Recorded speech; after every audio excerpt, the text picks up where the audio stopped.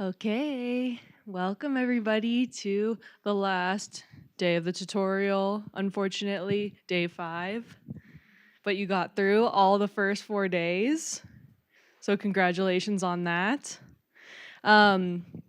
So today's a very interesting day because we have a series of specialized lectures on a range of topics: simpler models, machine learning, Earth system prediction, variable resolution, and the ethics of Earth system modeling. And then also, we're going to have coffee and snacks at the first break, but we'll just have one break before the intro to the lab. And then basically the lab breakout today, the challenge, it happens a little bit differently than the rest of the labs because we're going to have an expert in each challenge exercise come in and give an introduction to their lab so you get a sense of what it'll be about. And then we're actually going to split you up based on the lab exercise you want to do so that you can kind of be in a group with that specific person and they can answer your questions about it. So you'll see about that later. Then at the end of the day, we're going to have the wrap up and the raffle. And then just some reminders for today is that if you want the NCAR merch to be brought into the Mesa Lab and you don't have to pay for shipping, you have to order that by noon today. And then it'll come in the afternoon. And we just want to remind you, some of you see like the signs and the light, the selfie light out there. So feel free during the break to take a CESM selfie and with your own phone and post it on social media and tag NCAR CGD. We appreciate that.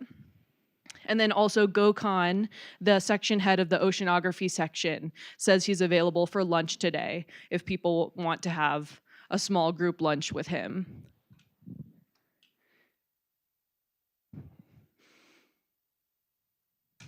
And then finally, as I mentioned, today is the challenge exercise day or the breakout exercise day.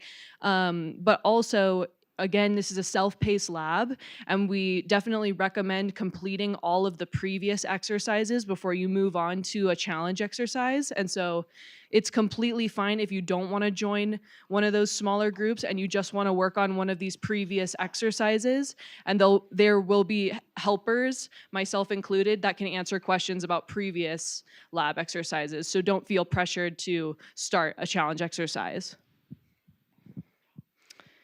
But does anyone have any questions about logistics today? Yeah. I think I just missed it about the NCAR merch earlier, but where do we order that? Oh, awesome. Okay. Elizabeth's gonna send the link again. Yeah.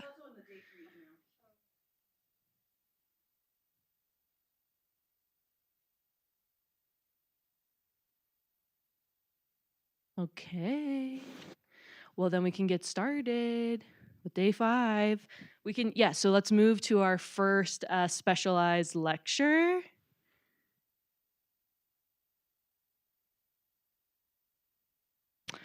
So Isla Simpson is a scientist and the section head of the climate analysis section, and she's going to be talking about simpler models.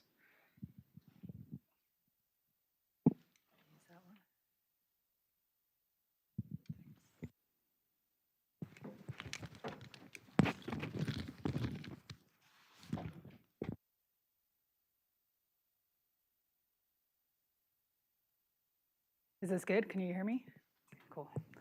Okay, so yeah, I'm Isla Simpson, and I'm going to be presenting about idealized modeling within the CSM framework. And this is a result of the efforts of many individuals listed here who have contributed to kind of building up the model hierarchy within CESM. So I think you've all learned about this already, that the comprehensive version of CESM has many different components, and they're all coupled together using the coupler. But even if you just take one of these components, like the atmosphere, there's just a whole load of complexity within that model. So CAM, for example, you've got your atmospheric dynamical core, which is solving the equations of motion on some kind of a grid on the sphere, and the thermodynamic equation, Newton's laws, basically. And then you're coupling that to a whole host of physical parameterizations that are trying to represent the subgrid scale processes that are kind of too small scale to be resolved, but you're kind of representing their statistical properties given the larger scale environment that they're sitting within. And then even when you're running the atmosphere on its own, you still have to couple to something at the surface. So you would run with CLM and you'd run with prescribed sea surface temperatures and sea ice. And so the way we typically will be using CESM is we take the model, we run some experiments through a large supercomputer, we come up with some representation of the climate. So for example, this is the climatological precipitation and stationary waves in the CSM2 large ensemble. And then we'll perturb something like increased CO2 and look at how these things change. And that's all good, but the challenges come in when you want to really try and understand why is the model doing what it's doing, and do we trust what it's doing through kind of getting that mechanistic understanding. So that's the challenge that we face when just looking at the comprehensive version of the model. And the challenges arise because CSM is really complicated. Everything is changing all at once. You're typically looking at the system when it's already in some kind of quasi-equilibrium where everything has evolved to maintain certain balances. So energy, momentum, moisture, balance, those are all going to evolve and kind of be balanced throughout whenever you're looking at the system. So all of the components are strongly coupled and interacting to kind of maintain those balances. You change something, everything else responds, and often you're looking at it once all those responses have happened, and it really makes it difficult to establish causal relationships and understand why something is happening. And then, of course, to produce these results, we've had to use this giant supercomputer, which speaks to the complexity of all of the processes involved. So we can't just think about why has it done what it's done, because we kind of needed a huge computer to come to that answer. So the question then is, how can we pull it all apart and try and understand it? And so there's a variety of different approaches that you can use, and I would recommend using all of them. So one is just do some detailed diagnosis of the model output. There's a long way you can go with that. You can use simplified versions of the model to kind of pull things apart. And then you can also perform idealized experiments with the comprehensive version of CESM. And so what I'm talking about here is the availability of simplified versions of the model within CSM that you can use for idealized experiments. So we now have a lot of idealized modeling capabilities within CSM, thanks to the efforts of many individuals. This started about a decade ago, and we've kind of gradually building up the hierarchy within CSM. And if you're interested in this, I'd encourage you to go to the Simpler Models website, or you can just Google CSM Simpler Models and find out about these things. So I'm going to kind of run you through all the different configurations that are available to you within CSM. So first of all, what are idealized simpler models? They're basically stripped down versions of CSM that only contain certain components, or they have idealized representation of certain components. And there are advantages and disadvantages to these idealized configurations. So on the advantages side, they're easy to perturb. You can change something, look at how the system responds. You can do idealized experiments to kind of identify causal pathways. They're often cheap, not always, but many of them are cheap to run. Some of them you can just run on your laptop. And that means you can run many experiments. You can do parameter sweeps and explore sensitivities to whatever you're looking at. On the disadvantages side, there's just, I'd say one, but it's a very big one, and that's that these are less realistic. So I'd encourage you to always be keeping your eye on the hierarchy. So be keeping your eye on the real world and on comprehensive CESM, but use these idealized configurations to try and explain things that you see in the more complex system. So we'll start with the atmospheric simpler models, and this is where the most development has happened, but we have simpler models and other components too, which I'll get to. So here's a schematic of the atmospheric model hierarchy. So on the top right, we've got our most complicated model, CAM. And then going down this diagonal, these are configurations that all have the complex dynamics of CAM, but they have simplified representation of the physics, going from the most simple on the left to the most complex on the right. Actually, simplified physics or boundary conditions, which I'll get to in a second. Then we've got this single column model off on its own there. That is kind of the opposite. It has no dynamics. It's just a single column. And then down here on the lower left, we've got configurations where you're changing the equations of motion that are being solved. And we don't have those. It doesn't really make sense to have those within this comprehensive model framework. But the rest of these we now have, and in any version of CESM beyond 2.3 alpha 16a, you can get any of these. And the colors kind of show you where each one was first introduced. And so I'm going to go through these different configurations and just give you a brief overview of what they consist of. So we'll start with the dry dynamical core. So basically what is done here is starting point is CAM. We have the full dynamical core. But we take away all of the physical parameterizations and we replace them with a very simple Newtonian relaxation of the temperature field towards some specified equilibrium temperature profile, and then a very simple linear drag on the winds at the lowest level. So you've kind of stripped out your clouds, your radiation, your moisture. All of that physics is no longer there, and you're just representing it with this very simple relaxation towards a specified temperature profile. This is set up following the protocols of Held and Suarez. You can currently run it with all of the dynamical cores in CSM, and it's good for looking at dry dynamics. So this is actually where I started out. I was looking at eddy mean flow interactions and in the mid-latitude jet stream. Here you can see in this configuration, on the left, we've got the zonal wind climatology. On the right is the eddy momentum flux. So you do have a realistic representation of the dry dynamics. And you can perturb this very easily. So for example, you could put a heating perturbation in the Arctic and look at what does that do to the jet streams. Those are the kind of experiments that are commonly done with this dry dynamical core. If we move on up the hierarchy now, we go to the dynamical core with idealized moisture. And this is pretty similar to the one I just described, but the added complexity is now there's a simple representation of moisture. So we have a water-covered Earth. Water can be evaporated from the surface. It moves around with the circulation. When it becomes saturated, it condenses and precipitates, and you get heating associated with that. So the step up in complexity here is kind of an idealized representation of the interaction between moisture and the circulation. And so this is set up following Thatcher and Jablonowski. It's good for dynamical studies where you want to have an idealized representation of moisture. So for example, here you can see the precipitation climatology, which looks somewhat like the real world. This is also used a lot in testing dynamical cores because you've got a tracer here that you're moving around with the circulation. Now we go up to the gray radiation aquaplanet. And this is, again, kind of very similar to the last configuration, but a step up in complexity here is instead of this relaxation towards a temperature profile, that's replaced with a very simple radiation scheme where you just have one incoming shortwave band, one long wave band with a specified long wave absorber.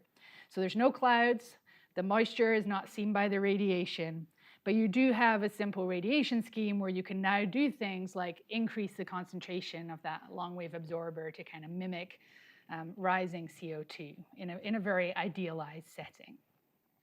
So this one's set up following Frierson et al. And is good for interactions between the circulation, moisture, and radiation. And so all of the ones I've just described are really cheap to run. You can probably run all of them on your laptop.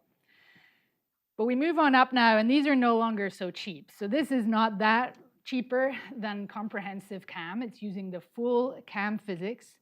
So this is radiative convective equilibrium, and the simplification here is in the boundary conditions.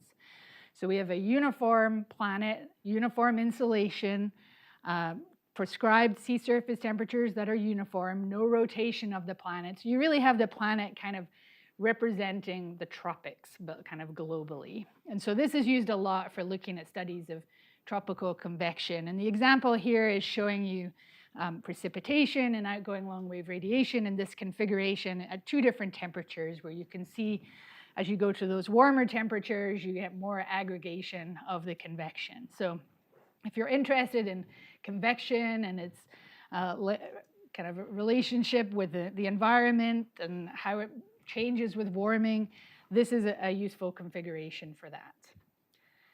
Now going on up, this is the aquaplanet, which is just one step down in complexity from CAM, really, in that the only difference is that it doesn't have the land.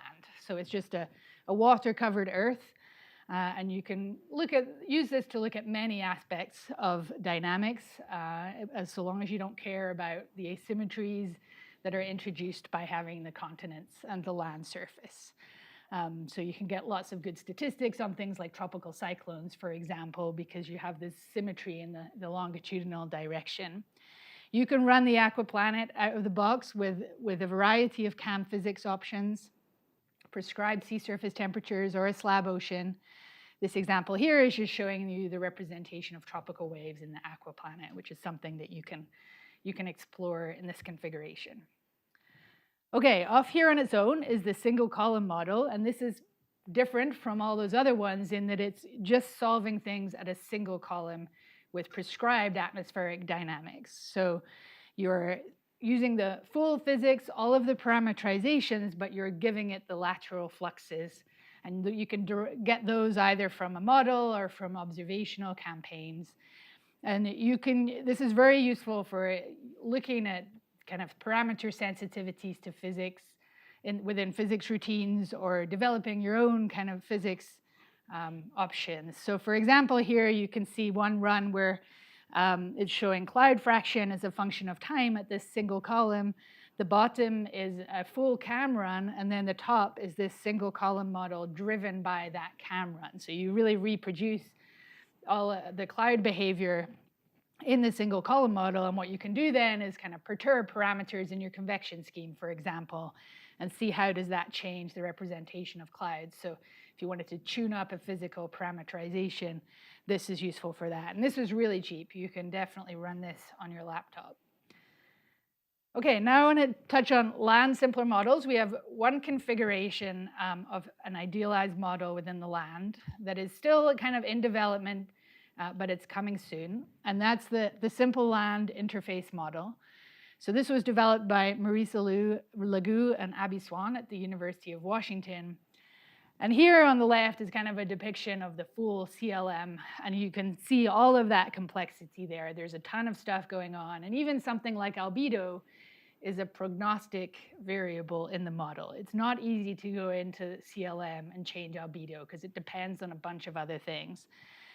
On the right is the depiction of this simple land model, which is kind of going back to the olden days of land surface modeling. You just have a simple soil layer, you have a specified albedo, you have a specified surface roughness, you specify when does the ground get covered by snow, at what depth does that happen, and then you have a very simple bucket hydrology where you have a bucket that you specify the depth, and that bucket can fill up with precipitation and it can evaporate, and you're kind of specifying the water availability that way. So if you want to have control in the land surface and look at something like, if I change the albedo in a particular location, how does that impact? That's something you could do with this simple land model. So we do have the ability to run it at this point. If you're interested in this, you can get in touch. And the aim is to either have this released in CSM 3 or in a subsequent release like CSM 3.1 or 3.2. Okay, now ocean simpler models. We have one, new one coming.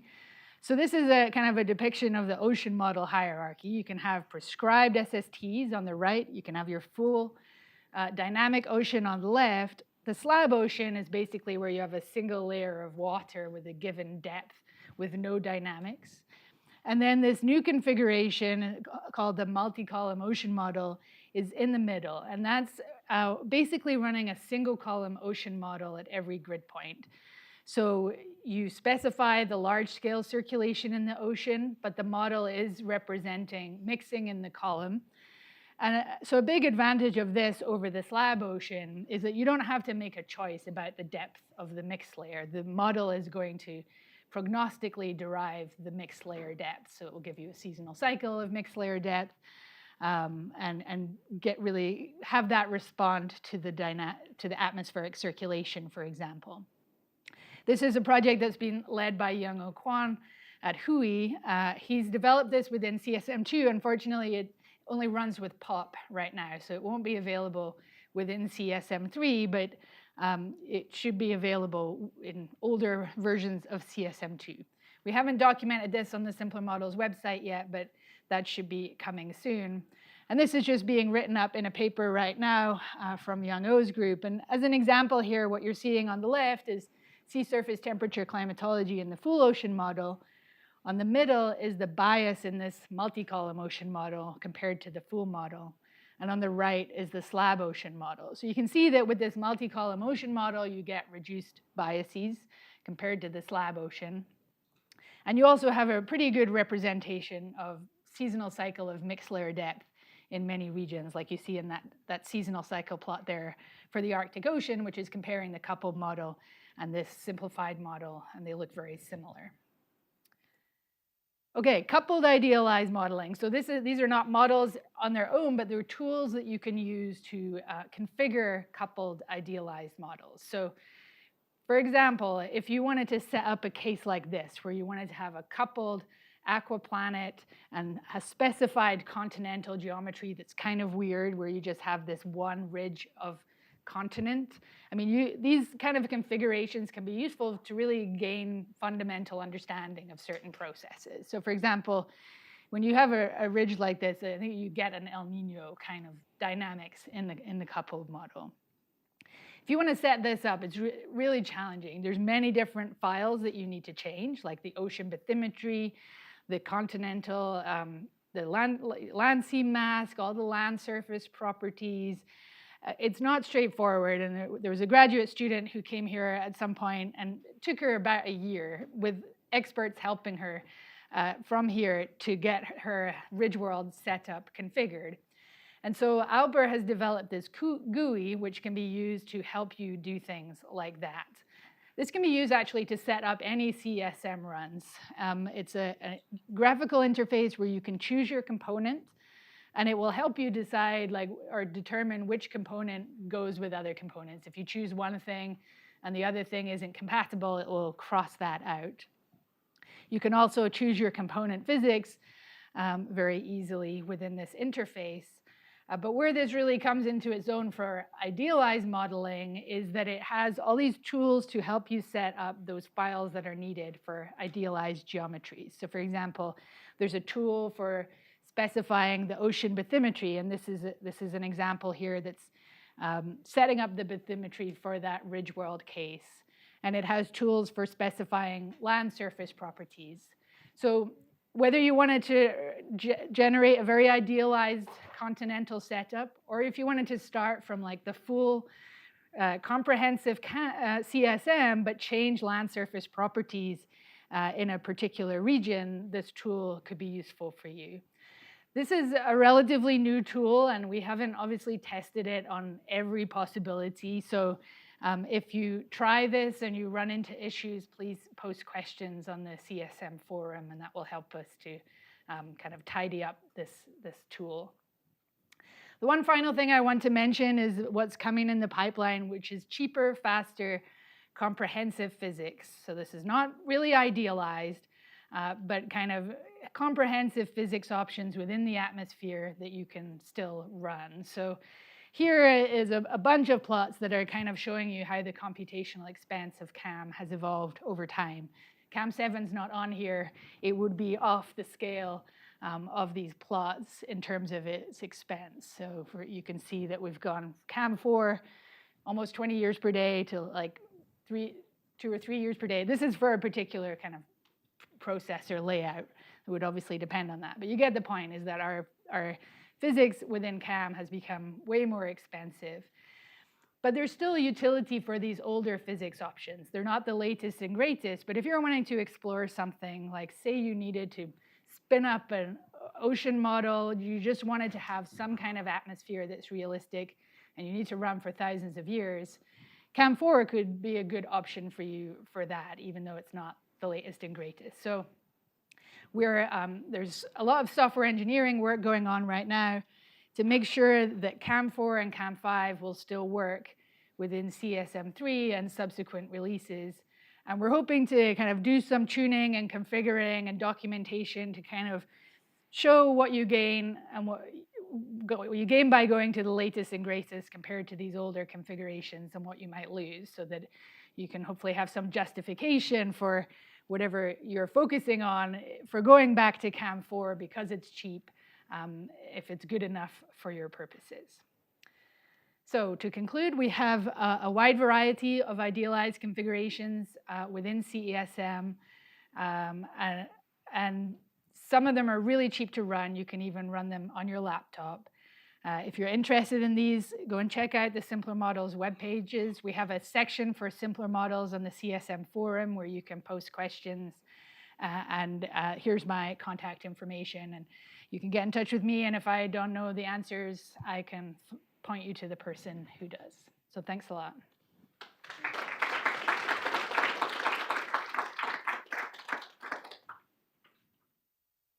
Questions? Can you explain when you would use a slab ocean model or like a one column ocean model versus the full? Yeah. So I guess if you wanted to have just some thermodynamic coupling, but you didn't want the whole ocean circulation to be responding and changing your sea surface temperature patterns and things like that, I mean, that's when you would use the slab ocean. As an example, I guess I can give you one example of a study. So there's Atlantic multi-decadal variability, which is this mode of variability in the North Atlantic. And one study used the slab ocean to argue that the ocean circulation was not critical to producing that pattern. So you can kind of eliminate the ocean circulation and show kind of what does the atmosphere and its thermodynamic impacts do.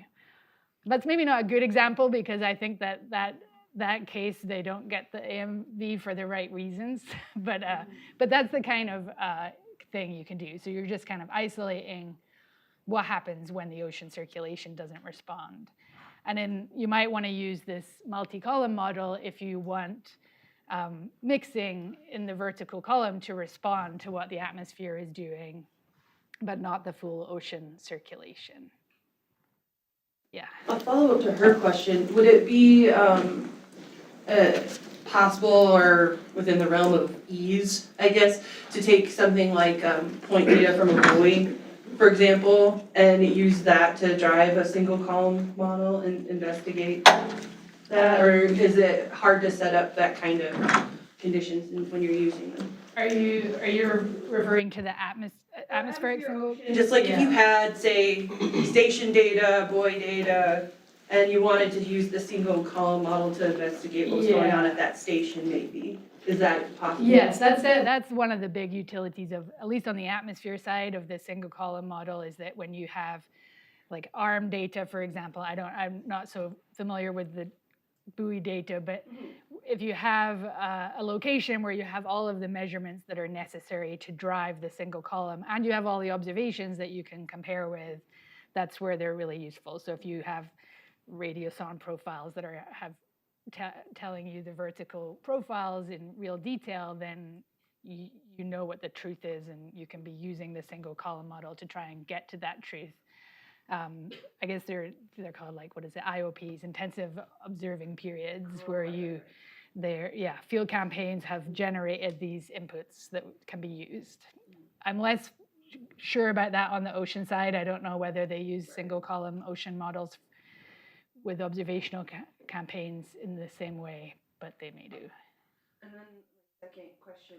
Is this just a matter of choosing a different component set when you're running it, or is this a whole different workflow? Oh yeah, I should have added that. It's good question.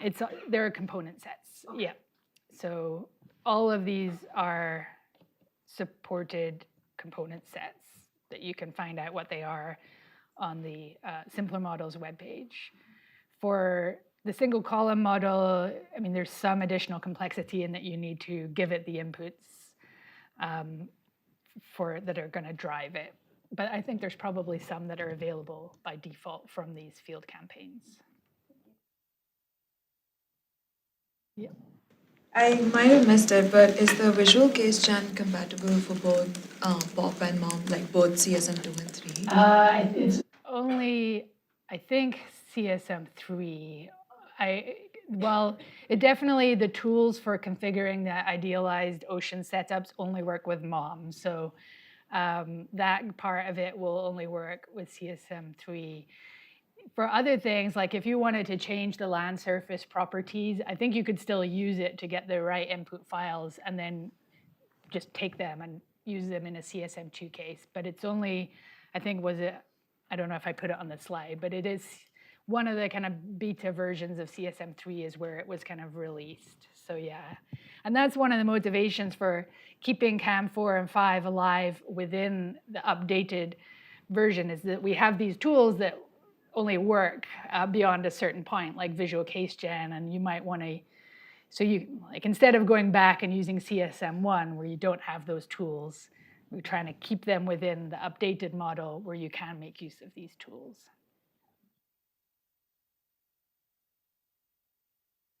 Other questions?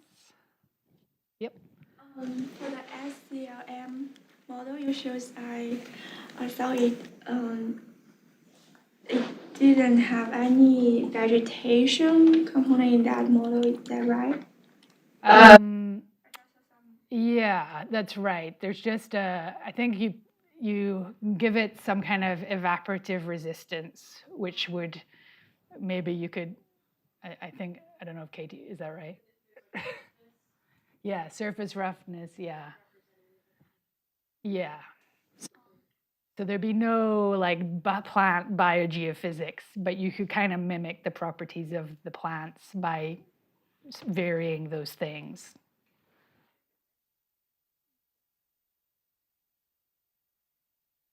Yep.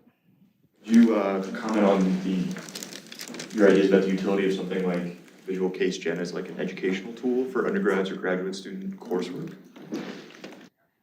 Yeah, I think if you just wanted them to get a model set up, yeah, I think it would be useful for that. My own feeling is that if someone is wanting to move on and keep running CSM, they really need to know how to do it from the command line. I think there's limits to what you could do with just the GUI in terms of your learning. I'm not sure, yeah. I mean, if you just, it's not that, if you could, I mean, just do a one line command from the command line to set up a case for CSM. And I don't see that the GUI really gives you much more intuition. I mean, yeah, I don't know. I guess if they wanted to know which components can work with which other components, it's useful for that. I think it's primarily useful for configuring these input files that are needed for these kind of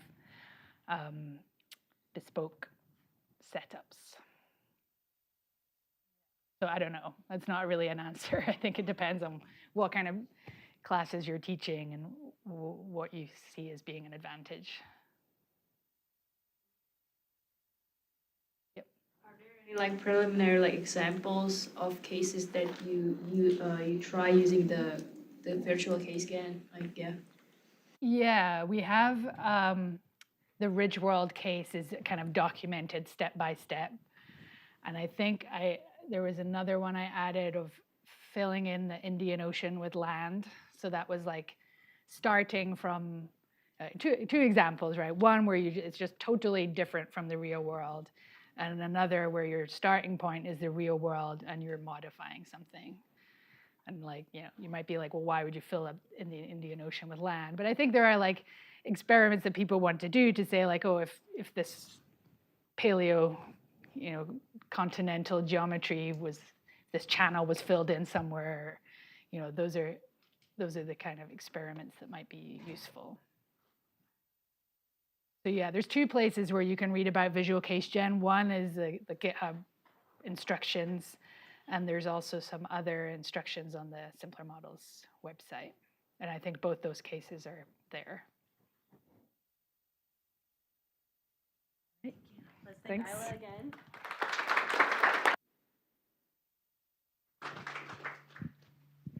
We're going to move on to our next specialized lecture. Go ahead and put this on. Katie Dagan is a scientist in the Earth System Predictability section, and she's going to be talking about machine learning. Yeah. Okay.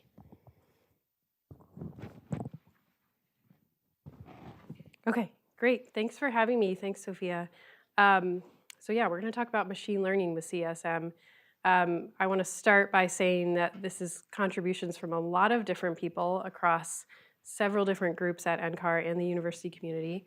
So I tried to be really inclusive with acknowledging a lot of folks here, even if we don't get to talk about their specific contributions. You know, a lot of work has gone into kind of thinking about how we can improve and, you know, use machine learning with CSM. Okay, so why are we talking about machine learning in a climate modeling tutorial? I think probably most of you have, you know, seen the increase of machine learning and AI in the sciences as well as like the broader world, right? So it's a bit of a buzzword thing, but I also think many of us do think that there are ways that machine learning can enhance our ability to do science by making our models better, faster, cheaper, easier to run, which can have the benefit of also increasing accessibility to a wider community. But you know, at the same time, we want to keep this sort of grounded in the science and really think about ways that we can use machine learning that make sense and not just kind of use it for the sake of using it. So there's a lot of interesting discussion in this sort of broader you know, topic of machine learning for climate modeling, and I have a few review papers linked here, and hopefully in the PDF version of my slides, they're all the links work. But if you're looking for something specific, just reach out. So yeah, we're thinking about this kind of, you know, in a lot of different ways. So when I tried to think about, okay, how are we actually thinking about machine learning for CESM? This is kind of what I came up with, and thanks also, Kirsten, for helping me organize this and visualize it. We're thinking about how to put hybrid machine learning parameterization into CSM. That's what we're calling hybrid modeling. We're thinking about how to do calibration of parameters in CSM with machine learning. We're also thinking about these emulators that kind of can represent components of CESM with machine learning.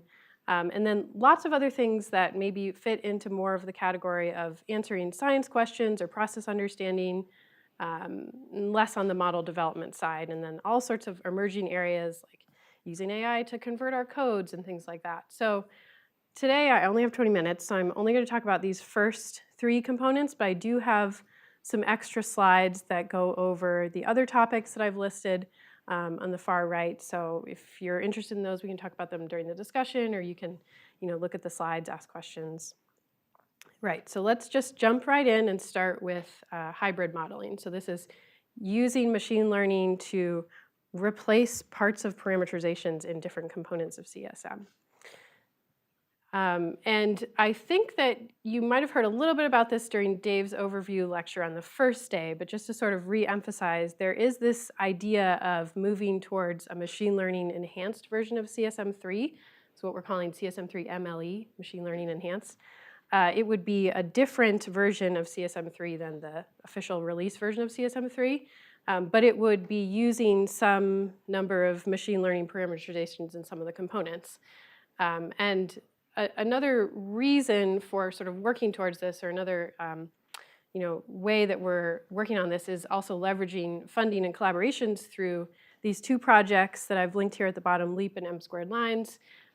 One is funded by NSF, LEAP is funded by NSF, and M² Lines is funded by Schmidt Sciences. So those are links to their websites. There's a treasure trove of information there if you're interested to kind of see what's going on. And those are big collaborations between NCAR and lots of different universities. And so through those collaborations, we're working on how to bring in machine learning to CESM, either through parameterizations, which I'll talk about now, or parameter optimization, which I'll talk about next. Okay, so what's going on in terms of machine learning parameterizations for CSM? There's a lot. There's projects going on across all the different components. This figure is sort of aligning the different projects with different parts of the Earth system model. So you can see there's stuff going on in the atmosphere, the land, the ocean, sea ice, and we've sort of color-coded these by those different collaborative projects that I mentioned, but there's also other projects that are being done through other universities and collaborations. And the other thing I want to say is a lot of these are driven by early career scientists' work. So graduate students and postdocs working on these parameterizations, coming to visit NCAR, working with CSM scientists and software engineers to actually get their work into the model, which is exciting. And so if you are interested in any of these different parameterizations, we can connect you with the people that are working on those. Again, I don't have a ton of time, so I'm only going to talk about one as an example, just to kind of show you how this would work in terms of coming up with an idea for something that could use machine learning and actually getting it going into CSM. So we're going to talk about warm rain microphysics.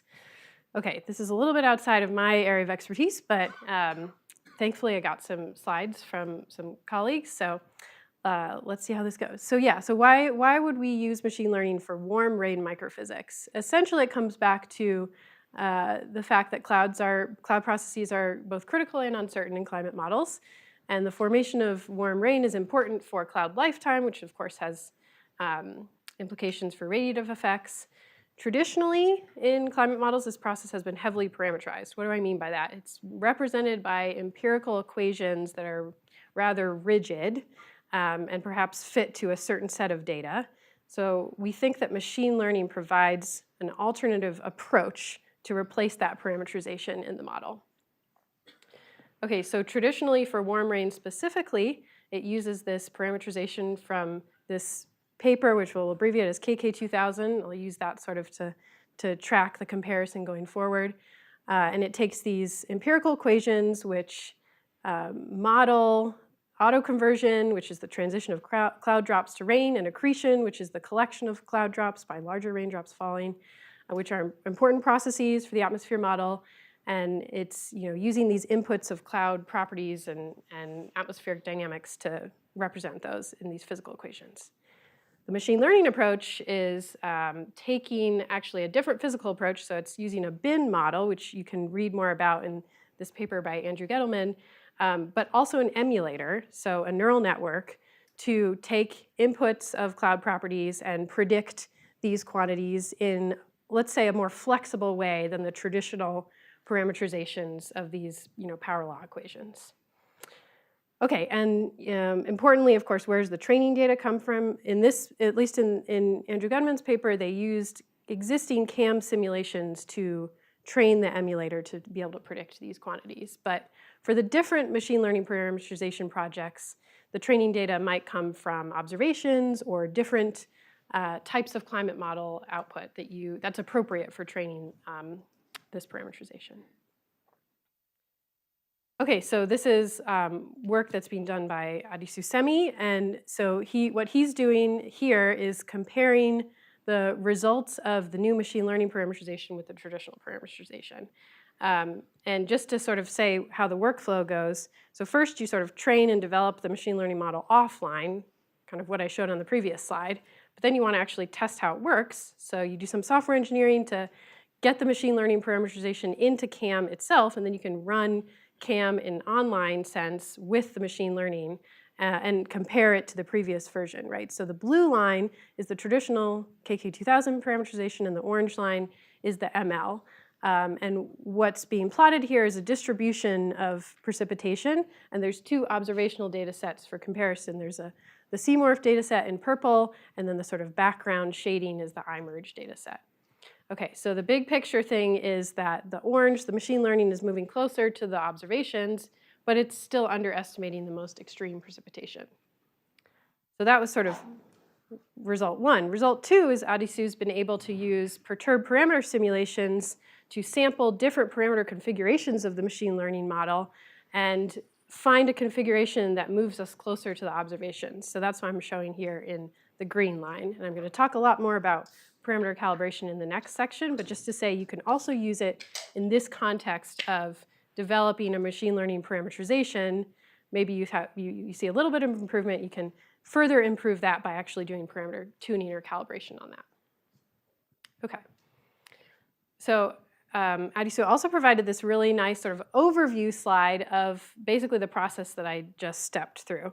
And I would say there's even a step 0 to this. So before you even start to think about data sets and training and things like that, you have to think what physical process in the model could be a good candidate for machine learning. So that's sort of step 0.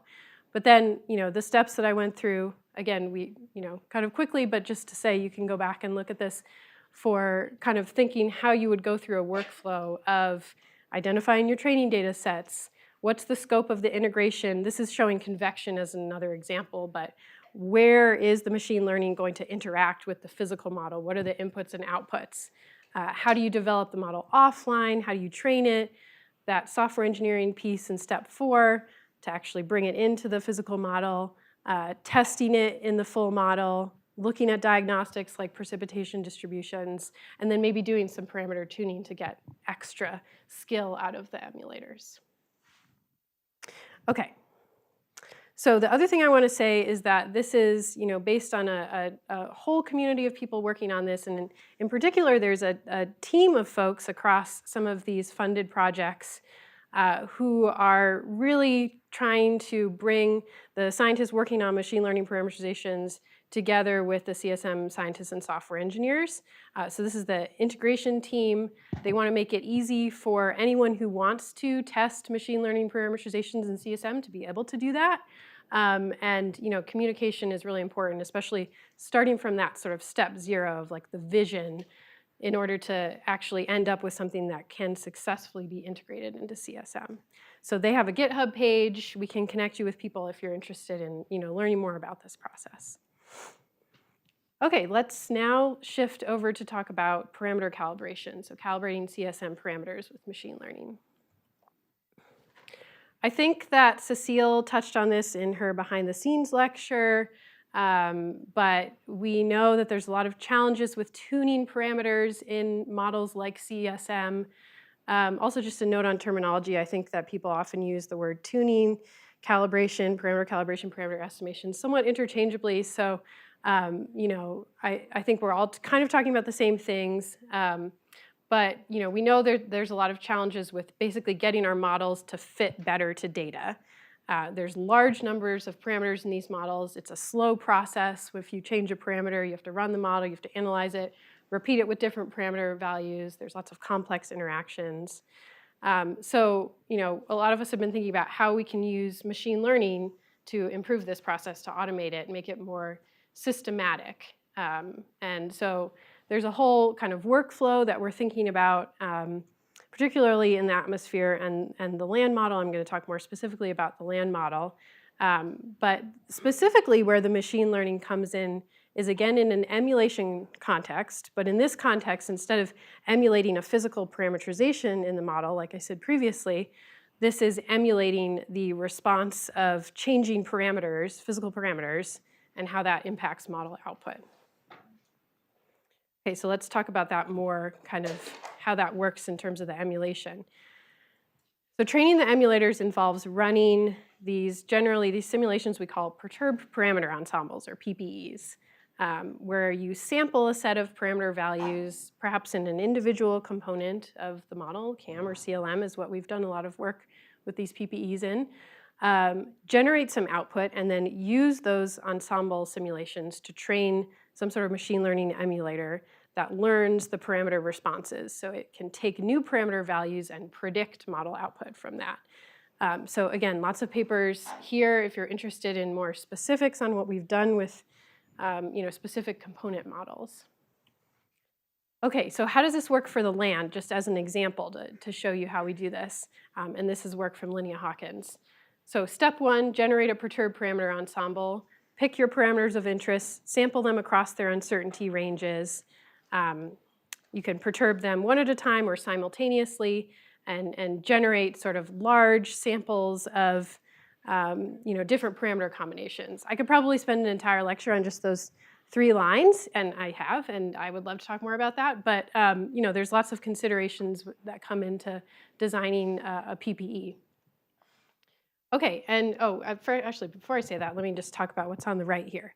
So this is a representation of a PPE that we ran with the land model. So on the y-axis is GPP, gross primary production, and the x-axis is leaf area index, global mean quantities. So this is just kind of showing the spread. Each point is an ensemble member of the PPE, and the gray lines are the sort of observed estimates of those quantities. So you look at this and you're like, okay, why don't we just pick the blue point that's closest to the crosshairs?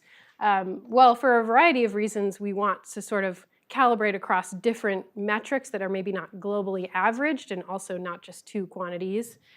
So that's why we don't do that. But then with an emulator, we can vastly increase the number of samples that we estimate for this type of calibration exercise. So this was, I think, a 200-member ensemble.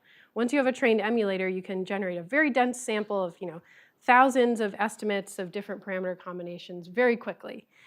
And then you can sort of do an iterative process where you bring in observational data sets, even additional data sets from what I'm showing here, from additional variables. You have to think about how you're doing your spatial and temporal aggregation. So are you calibrating to specific regions? Over what time period are you calibrating? And you could sort of do this process of what we use is called history matching, where you sort of iteratively rule out parts of the parameter space and sort of guide your parameter space closer and closer to these observational targets. And you can sort of do this process in waves. But in the end, for a model development cycle or a model release, you want to actually come up with a single parameter set. And so that's what I'm showing here, calibrating CLM6 for CSM3. So a couple different ways of assessing the performance of the calibrated model.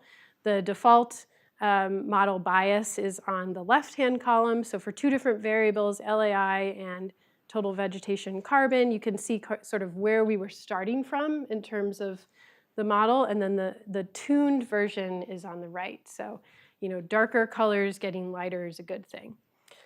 But there's lots of different ways to assess the performance of a calibrated model, and in land modeling, we also use this tool called ILAM, which is the International Land Modeling Benchmarking Project. And for that, you can sort of score models with these sort of relative metrics of like how for example, the default configuration in that right column compares to the calibrated model, so green is better. And you can also look across different metrics that you didn't calibrate to, right? So we might calibrate to 3 or 4 different land model quantities, but then we actually want to look at how does the model perform across other things that we didn't calibrate to. So it's a nice way of doing that. Okay, so just to sort of wrap up this section on CSM3 MLE, I think, and I got this slide from Dave, I think that thinking about success in this space is, are we able to integrate machine learning parameterizations into different components, using machine learning to do this parameter calibration, and then hopefully the combination of those 2 things is moving towards reducing biases in the model. But at the same time, creating this sort of community platform and shared resources for exploring machine learning in CSM.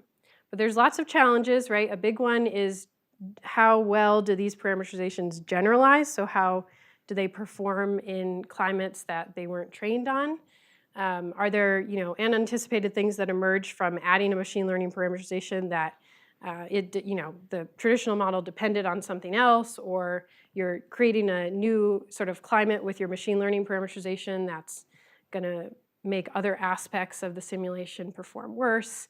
And then there's also this challenge of if we're replacing something that we previously used to tune the model, how do we now do model tuning if we don't have those same sort of parameters? So there's lots of things to think about in this space, and lots of work to be done.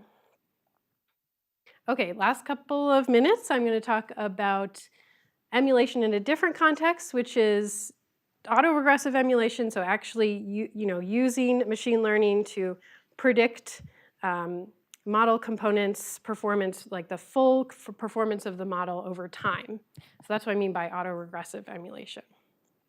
Okay, so why would we do climate model autoregressive emulation?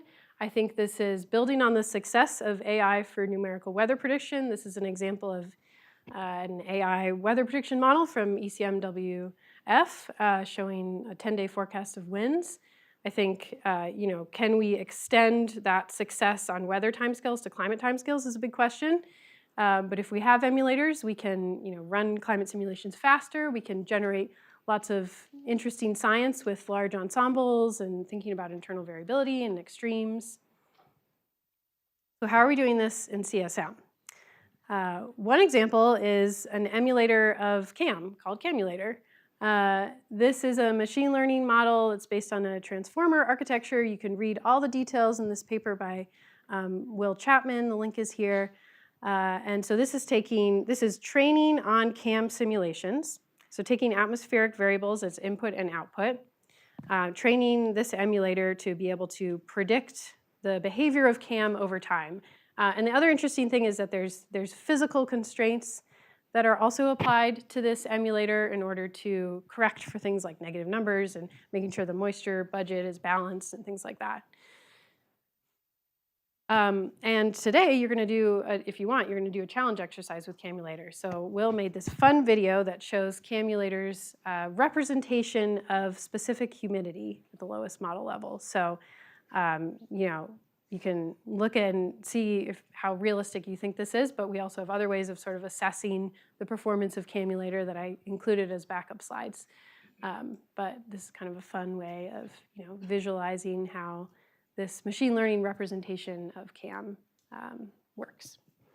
Okay, so I'm running out of time, so I'll move on, because I also want to mention work that Kirsten is doing, extending the Camulator framework to subseasonal prediction problems. So S2S is subseasonal to seasonal prediction.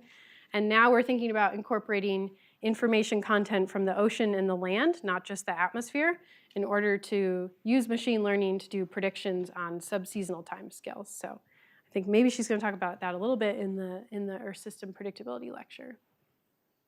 Okay, and then I have to also mention how this actually works and the folks sort of behind developing the platform that makes it possible to train emulators like Camulator, and that is CREDIT, the Community Research Earth Digital Intelligence Twin. This is something that is developed here at NCAR. Website at the bottom if you're interested in more. It's basically a Python-based platform for doing research with these types of emulators. You can play around with large data sets, customize your models, and it's being developed in a fully open source way. So definitely check that out if you're interested. Okay, that's it. Thank you so much.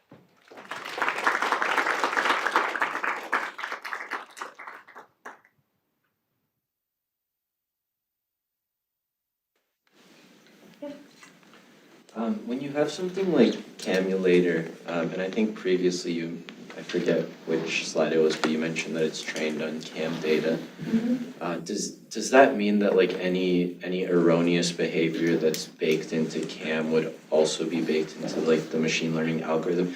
Like I guess, is it compared?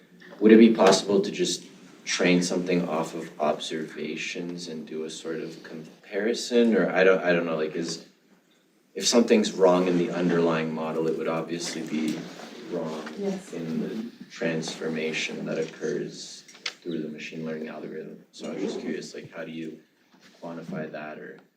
It's like if something's wrong, like, what is the output? I don't know. Yeah, I mean, I guess one of the motivations for building an emulator of CAM is to have a faster representation of CAM, but implicit in that is you're going to get all the biases that come along with CAM.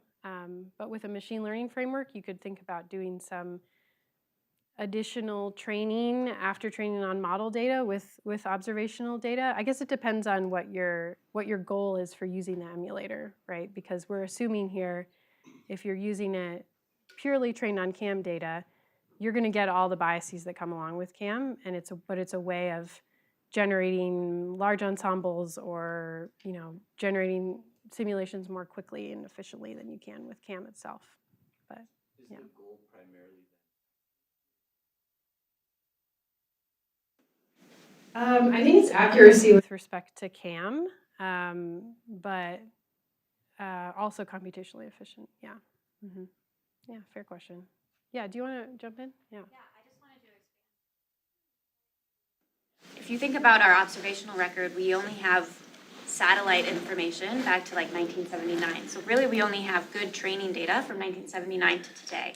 Whereas if we train on CAM, we can sample a lot more atmospheric states that we don't actually have in our reanalysis data sets. So that's another benefit of training on CAM data is we can sample more states and states into the future so that we can actually represent climate change, for example, as we move forward.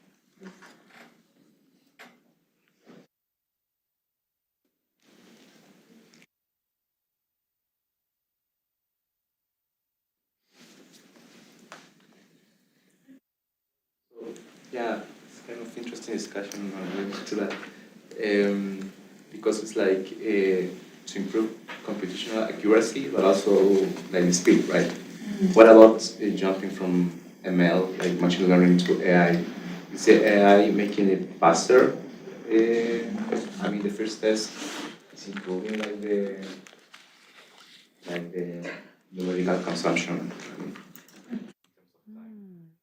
So what do you mean by jumping from ML to AI? It seems that from my point of view, there's like more traditional machine learning method, and then it's like with the new algorithm, right? Which maybe we can define like AI models, but in principle, like they're coming from the same root, right? Yeah. So it seems like there are new algorithms that can be like expanded, like for more accuracy. But what about the numerical consumption, like the time of those processes? Is AI making it faster, like the new tools? Is the time being improving, like the calculation time is being improving with time, or? Yeah, I guess picking up on a couple of things. So, yeah, moving from less traditional representations of our emulators is one thing, different architectures, I guess, generative models. But then maybe there's another piece that comes in with like using AI to convert model codes to different languages, which could increase speed, or applications if you can generate models that are based on a differentiable code, then you can optimize them faster. So I maybe I see that a little bit in response to your question. I think it's also just open-ended. Like, I don't think we fully mapped out, especially these emerging areas where AI could help the numerical computation of CSM, other than, to doing some initial tests in this code conversion space, and maybe trying to optimize different hardware resources, like using GPUs instead of CPUs to run models. But I don't know. It's a good question. Yeah. Yeah. Observation blocks work. Charlie? I don't know, or something. Yeah. A little explanation of how do you have this output and then physical observation block and then output. Yeah, they're like corrections added after you run through some emulation step. Do you use CAM for this correction or another method? The corrections, I don't know the details of each independent correction off the top of my head, but the corrections essentially are, the ML like natively is not constrained to predict the physics exactly. So you could even, in theory, get like a small like negative precipitation amounts coming out of the ML, for example, or something like that. And simple corrections like that, you can just kind of cap it at 0 or something like that. But from a conservation standpoint, essentially, I think they're just columnarily like normalizing to the initial state value, whatever the total mass was of the total energy. Essentially, at the next step, you just make a small correction to make sure that sum adds up and normalizes like in each column throughout the grid. Okay. And this is also done with machine learning, the physical observation block, or with another algorithm? It's a part of the pipeline, but it's not actually like physically learned. But you can also like it is incorporated into the loss function to actually be kind of like to help constrain the model, but that's not the part that actually guarantees the conservation itself. But the conservation is just a heuristic essentially. Yeah, Okay. right, right. Thank you. Okay, thanks.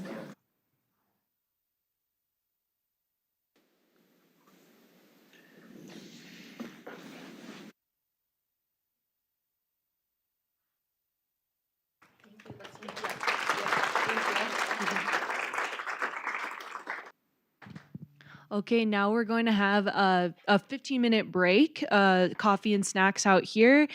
Come back at 9:45 for the next lecture.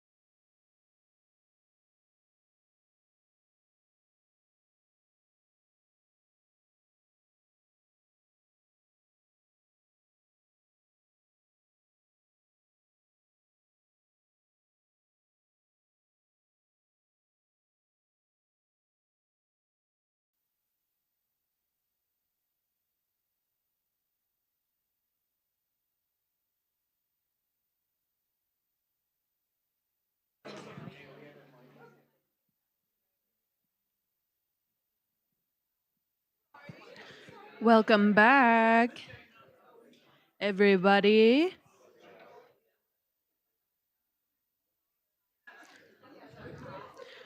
We're going to get started with our next speaker.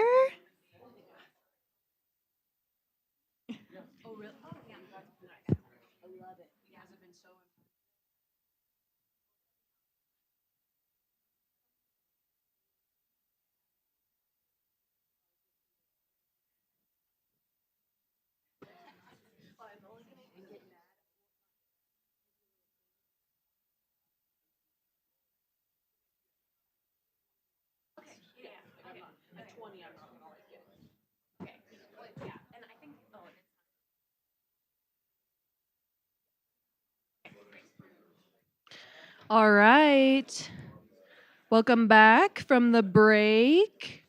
We're going to get started with our next speaker.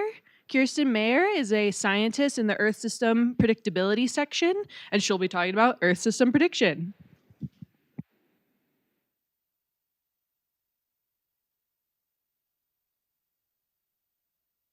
Got it. Yeah? Guess I could have done that before while I was just standing there. Okay. Hi, everyone. I'm Kirsten. I'm going to be talking about Earth system prediction in general, but I will say these slides are biased towards subseasonal timescales, as that is my expertise. But I will do my best to mention the other timescales, and I do think the material can be used across timescales as well. But I did want to just start broadly about what is Earth system prediction, where does predictability come from in different cases and on what timescale, and then how do we actually do prediction or forecasting, especially using CESM in terms of initialized predictions, but then using these uninitialized predictions when we talk about climate scale projection. So just to briefly start, I wanted to do this classic schematic about where predictability comes from in terms of Earth system components when you start talking about weather, subseasonal, and seasonal, and beyond. And so typically when we talk about weather timescales, we're thinking about the atmosphere in terms of our sources of predictability. It's hypothesized that the land is the main source of predictability on subseasonal timescales, with the atmosphere and ocean also contributing a little bit. But then as we move beyond subseasonal into seasonal, decadal, we really harness the ocean and the ocean state for our sources of predictability. However, the schematic hides a lot of detail. And for example, in the subseasonal space, there are, depending on where you're looking, what variables you're interested in, you can have these different sources of predictability, whether it come from the El Niño Southern Oscillation, the stratosphere, the Madden-Julian Oscillation, blocking patterns, et cetera. These can also be sources of predictability, which is why I really like this diagram here, where we have timescales of prediction on the x-axis from days to centuries, and then predictability sources on the y-axis. And so we can see this concept goes from initialized value problem to boundary value problem, where you can kind of think of this as initialized prediction all the way to projections, which is what I'm going to try to cover today. But on subseasonal timescales, we can see what I've already mentioned, MJO, stratosphere, ENSO. As we move into seasonal to interannual, we have ENSO, sea ice. Into decadal, we have the PDV and AMV. And then we start going into these forcing type situations where we have like the deep ocean is really important, greenhouse gas emissions, land use changes, et cetera. And I believe you guys talked about this during Clara Dessler's lecture. But as you're all aware, probably we're forecasted to go into an El Nino state in the next couple of months, a very strong one.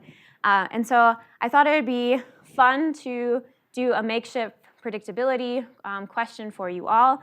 So just a reminder, this is the average boreal winter, or DJF, December, January, February, North American response to El Nino, where we have these warmer temperatures over northern North America and wetter conditions over southern South America. And I was just curious, if you only knew this in terms of predictability, what do you guys think boreal winter would look like? Do you think it's going to look like this? Raise your hand. Okay, do you think it's going to look like something else? No one thinks anything? Okay, cool. Well, I pulled the seasonal temperature outlook and precipitation outlook for December. Well, this is actually November, December, January. This is 4.5 months out. And what we do find is, in fact, CPC is forecasting a very similar pattern to our seasonal average following El Niños. But I think during Claire Desser's lecture, she did mention that you can have varying different responses to El Niño depending on other background conditions. So CPC is saying a traditional type response to El Niño, but we'll see what happens. So I think it's important to address that this is one way we can forecast, is look at these certain conditions that were expected and what the average response to those conditions are. But we can also look at it in an initialized prediction sense, where we have some sort of initial condition where we initialize our dynamical model, and then we run it out and make a prediction at whatever lead time of interest you're interested in. And if we do this once, this is typically called a deterministic forecast. But you probably know, if you're familiar with these longer type forecasting, we typically do probabilistic forecasting just due to the chaotic nature of our atmosphere or our whole Earth system in general. And so typically we do these probabilistic forecasts because these small changes in our initial conditions can lead to dramatically different results depending on how far you go out. And while I was researching material for this lecture, I actually found this example that I really liked. So there's a deterministic forecast, really small, in the upper left-hand corner there. That's the UK, and this is the sea level pressure values. And so there's this forecaster back in 1987 named Michael Fish, a BBC weather forecaster, who's famously quoted saying, "A woman rang the BBC and said she had heard that there was a hurricane on the way. Well, if you, the woman, are watching, don't worry, there isn't." There was. So there was the Great Storm, as it was named, of 1987, with hurricane force winds. The most damaged areas were in the UK, with gusts of a return period of 1 in 200 years. So I would hate to be Michael Fish in this case as a forecaster, but I think he just didn't have the right tools for this. So he had this deterministic forecast, but had he had a probabilistic forecast, you would see that there are indeed extratropical cyclones that end up hitting the UK that are quite strong throughout that. So this is a clear example of why we would want probabilistic forecasting, especially if you're a forecaster dealing with the public. So this is what that would look like in our schematic that we briefly saw for a deterministic forecast, where we have our model uncertainty and the spread, and then ultimately our probabilistic forecast is this oval that I've drawn here. And I'm sure you've seen probabilistic forecasts, especially if you ever look at hurricane tracks. We often have this cone of uncertainty. This is a probabilistic forecast as well. So these initialized ensembles generate probability distributions of future states. And then now, in terms of a deterministic forecast, we normally focus on the ensemble mean of all of these different simulations of possible ways the Earth can evolve. And this is our signal of our future forecast. Now, this ensemble spread can actually tell us something if our model is reliable, meaning that this ensemble spread can actually be related to how good our performance is.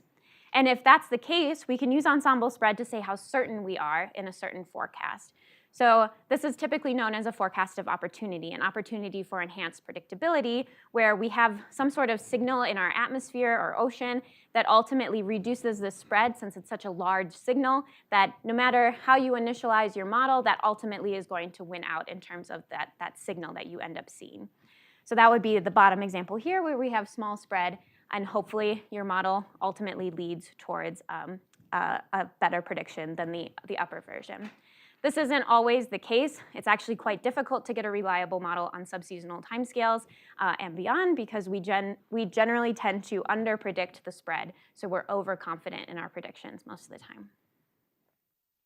Another way to look at these forecasts of opportunity on longer timescales is to do what we talked about when we were looking at predicting the state of temperature and precipitation over North America following an El Niño.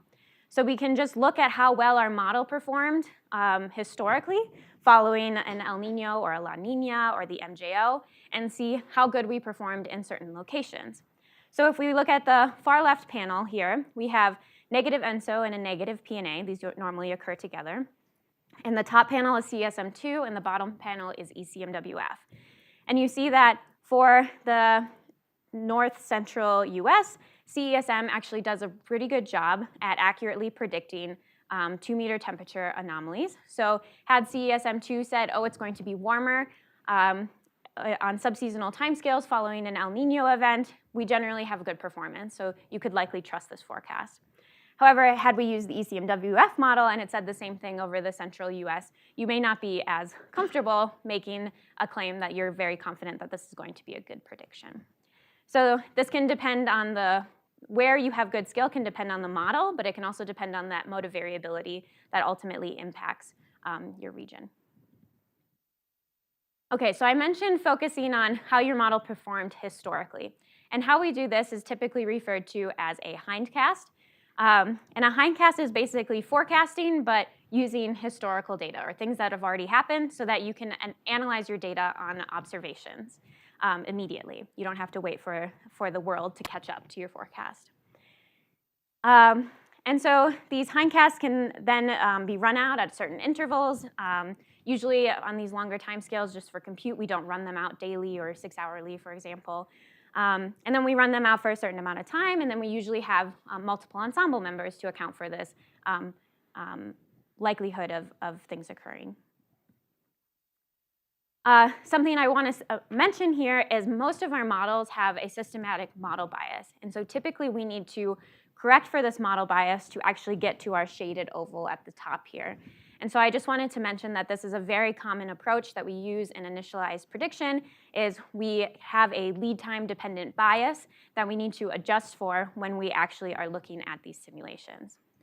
And so to give a real example of this, this is for decadal prediction from Steve Yeager's paper in 2012. On the top plot here is the prediction of the, individual hindcasts at each of the dots there. And then we have the run in each of those lighter gray lines. What actually happened is that dark gray line. And what you can see is it's clear that there's a clear drift in CESM towards a lot colder than it should be in the real world, despite initializing with realistic initial conditions. And so he applied this model bias correction that's lead dependent, and you can see that now in this bottom plot here, those simulations are now tracking observations a lot better. Okay, so how do we evaluate hindcasts? You can do this in a variety of different ways. There's the deterministic approach where you typically look at the ensemble mean and do something like an anomaly correlation to explore how well or how similar it looks to the real world. You can also do a probabilistic approach where you look at the ensemble members and explore possibly Breyer skill score in relation to how well it performed. I also want to mention that we have a variety of different prediction baselines that we use that are actually kind of hard to beat when you start talking about longer forecasting. One is persistence. We just persist the initial conditions all the way to the lead time of interest, and we use that as our forecast. You can imagine that this is going to be a really good forecast if we have a really strong El Nino and we're making a couple month prediction. It's likely going to be still an El Nino and pretty strong still. So that'll be likely a very good forecast. We can also use a mean climatological forecast. So let's say you're interested in predicting January 1st, months or weeks in advance. You can average all of January 1st together and say, that's the typical response on January 1st, and I'm going to use that as my prediction. So I just wanted to mention we have a variety of different initialized prediction options using CESM, depending on what timescale you're interested in. We have the subseasonal reforecast that use CESM2. There's a paper out that discusses this and the results related to it. These are weekly initializations, 45-day simulations with a 10-member ensemble. We also have the SMILE, which is seasonal to multi-year large ensemble. These are 24-month simulations and 20 ensemble members, but they're only initialized quarterly instead of weekly. So the 1st of November, February, May, and August. And then we move into the decadal timescales where we have the decadal prediction large ensemble. This is actually using CESM1, and there's a paper on this. These are only initialized once a year, but it is a 40-member ensemble, and it's run out 122 months. And then we also have the decadal prediction for CESM2. There's no paper, to my understanding, on this, but it is available for you to use if you're interested, in a very similar structure to the DPLE, just fewer ensemble members. And then there's also the multi-decadal prediction system using CESM2, initialized every 5 years. Okay, so something I briefly wanted to mention relating to Camulator, which is something that I work on, so I wanted to highlight it. And in particular, we're using Camulator to try to do initialized climate prediction, specifically focused on these S2S timescales right now. And so what we've done is we reconfigured Camulator such that we can use it for initialized prediction. So we initialize it with CFS v2 data, very similar to how we actually do the S2S reforecast in CESM. We tried to match it as best as possible. And then we explored how well it performed in comparison to CAM6, which is probably the best comparison that we have, but we also included CESM2 on here as well. Camulator's in green, CAM6 is in red. If you're colorblind, Camulator is the far right vertical, and CAM6 is the middle one. And what we see in 2-meter temperature and precipitation is that Camulator isn't performing well compared to the CAM6 and CESM2 dynamical models. And we have a couple of theories, whether that's related to how we initialize the model. It could be really sensitive to CFS data compared to initializing with CESM data.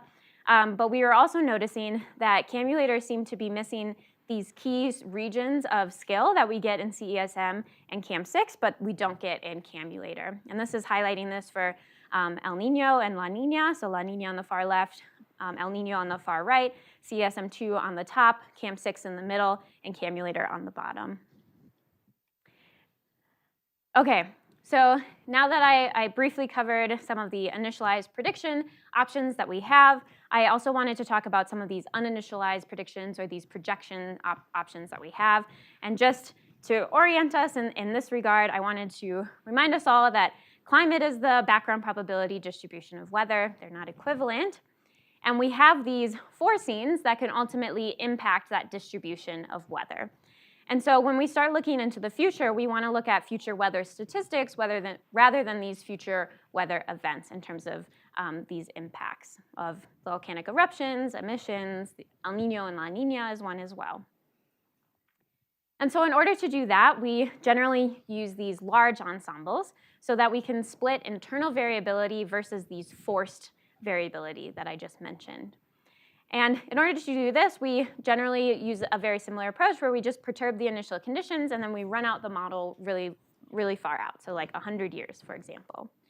So in this case, observations are in red, and then all of the ensemble members are in gray, so these are all possible futures that this world could follow.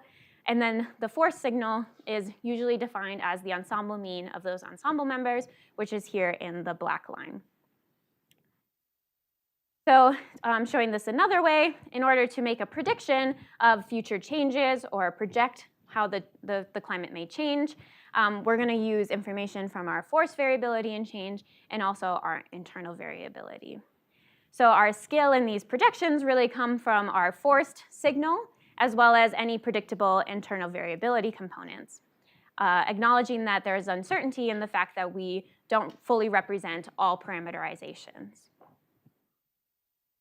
Okay, so I thought it might be cool to look at some initial preliminary results of certain modes of variability in CESM3 that are important for prediction.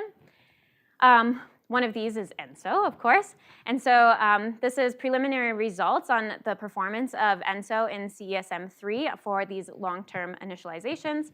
So this is 1850 to 2020. CESM3 is on top, CESM2 is on bottom, and they're represented in the gray bars. And the observations are these horizontal orange lines.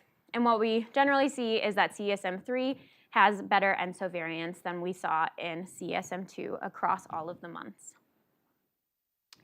I also just pulled up the PNA and PSA for boreal winter and boreal summer. ERA 20 is on the top, CESM3 is in the middle, and CESM2 is on the bottom. And just by an eyeball, these are generally looking pretty good. So I think what's really cool about these projection simulations is one, we can look at long-term forecasting or decadal to century type projections into the future. But you can also explore modes of variability on shorter timescales by sampling that internal variability of these longer-term simulations. And I think there are a lot of outstanding questions in this field. I think one main one that Katie nicely touched on here is machine learning. What's the role of emulation as we move into the future? Can we get rid of dynamical models? Are dynamical models still really important? Can we use post-processing to improve these models? I think something that's really interesting is there's an international S2S forecasting competition with AI models hosted by ECMWF, known as the AI Weather Quest. And what they're finding is that post-processing models, that post-process dynamical forecasts are actually performing the best in that forecasting simulation, or forecasting competition. There's also questions about the importance of resolution. We're also talking about the role of initialization. And then just in terms of improving our physical representation, that could be with these machine learning parameterizations, but that could also just be understanding our physics and these equations better. There's questions about what are the coupled mechanisms at work in initialized ensemble prediction that ultimately lead to skillful or unskillful S2S predictions. There's questions about what coupling are we missing. For example, what role does the land play in subseasonal prediction? And if you're interested in that question, there's a lot of work in the SPAT space, the Earth System Predictability of Cross Timescales initiative that's going on at NCAR, and I'm happy to connect you with someone who has simulations if you're interested in exploring that question. And then lastly, and maybe most importantly, is how can we enhance connection to potential end users of these types of longer term forecasts in an understandable way and predicting variables that are important to the greater community. And if you have any questions or if I can't answer your question now and you'd like me to direct you to someone who can, feel free to send me an email and I'd be happy to answer that. Thanks.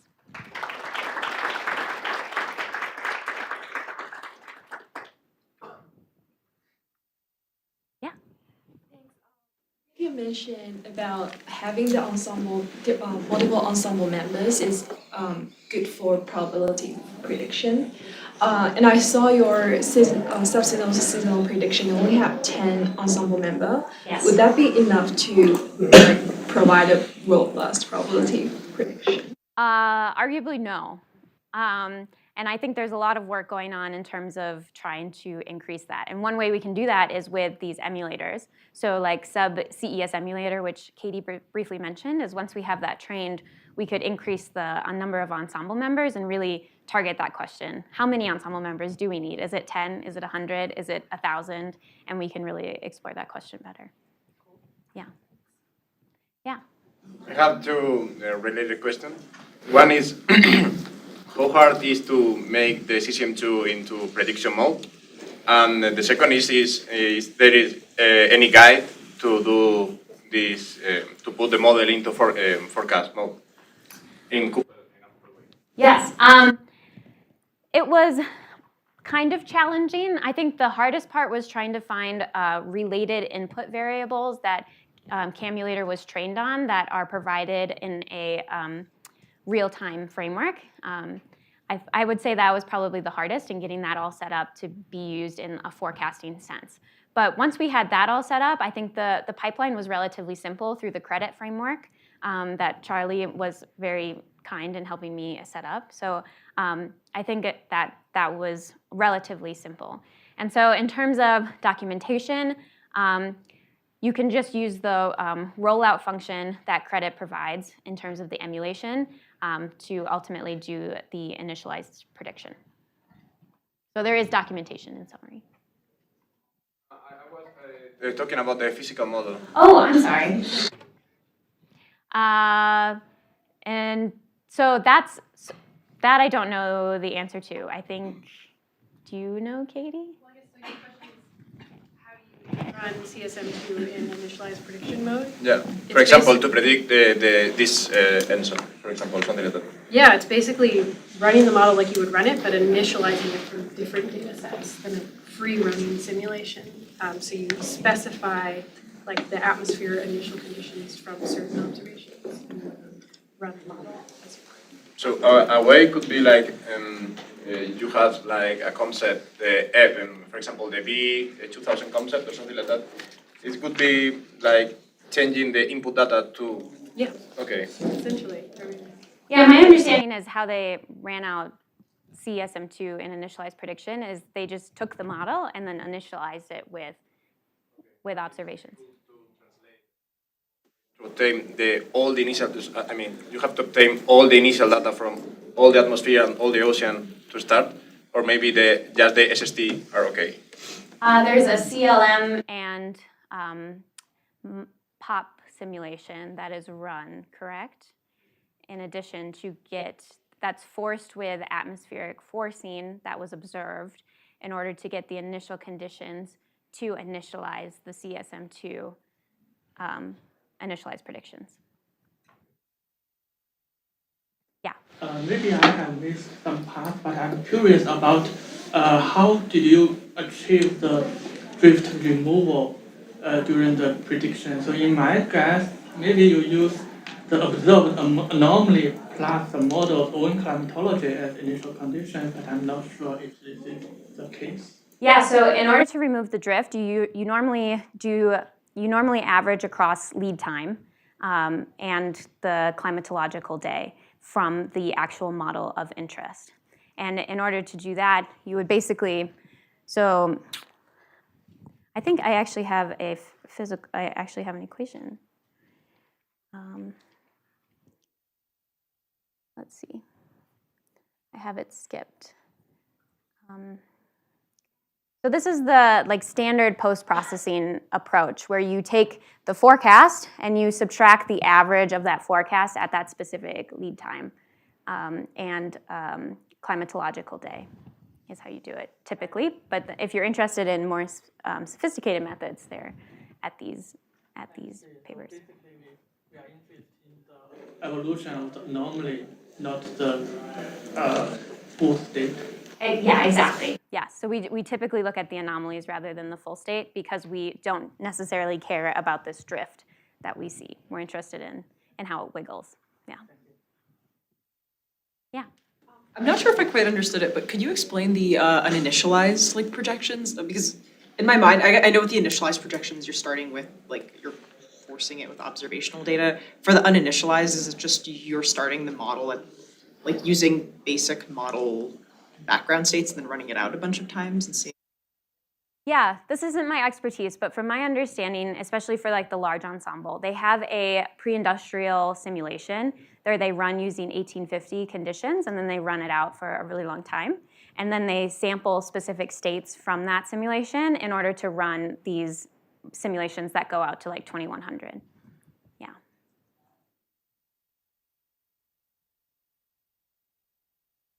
Yeah. Okay, so in the simplest terms possible, how would you say that CAM and the camulator are different? Because I understand that CAM runs the full equations of motion and all of that. What is the machine learning version actually doing? The machine learning version is learning the relationships of the atmosphere that CAM produces using CAM data. So it doesn't use any physical equations like we do when we run out CAM. It is learning relationships from data purely. And then could you pull out those statistical equations and then test them with? This is a big field. This is a big field in machine learning. Yeah, known as I don't know as much about it because I'm older. I didn't do college while this was a thing, so. Yeah, so it's the field of explainability and interpretability, and I don't think there's a way to pull out specific equations using this type of emulator. There are machine learning models where you can learn equations instead if you wanted a more interpretable approach. But we can use explainability or XAI approaches to try to understand the physicality of camulator. We can also do tests like adding a heating in the MJO region to see if it accurately represents the teleconnections that come from the Madden-Julian oscillation. And those are a way to test whether it's a very physical model or if it seems to be learning spurious correlations.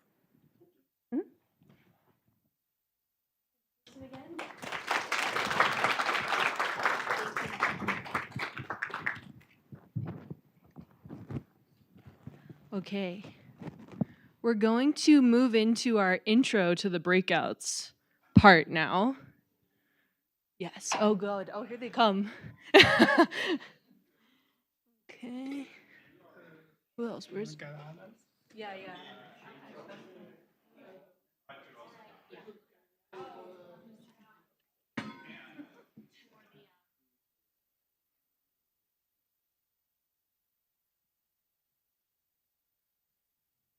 Okay, I think everybody's here.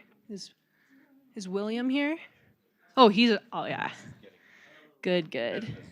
I know, a bit of a zoo. Can I get all the intro to breakout speakers up? Yeah, you'll see it's a little chaotic, but it's gonna be fun.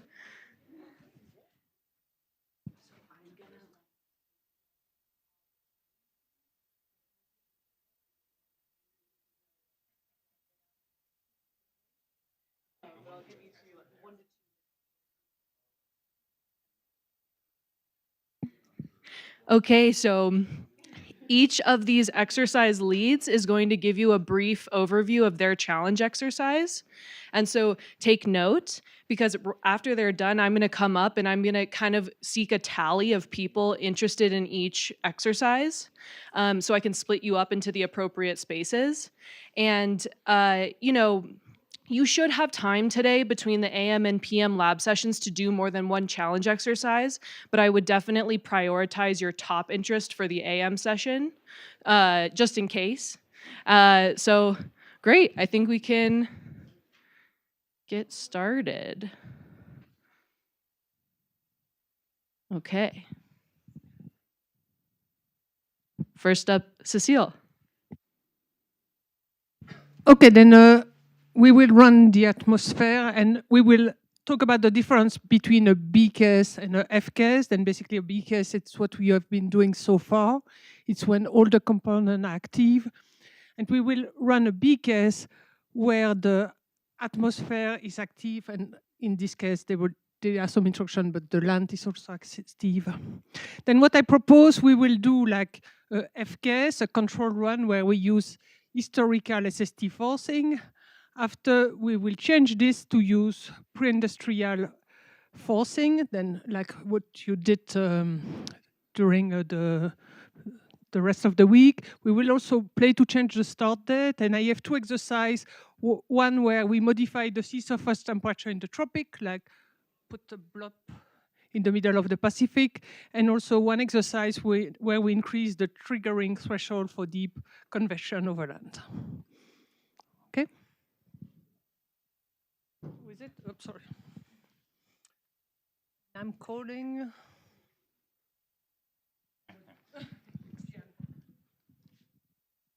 Hello, everyone. This is paleoclimate exercise.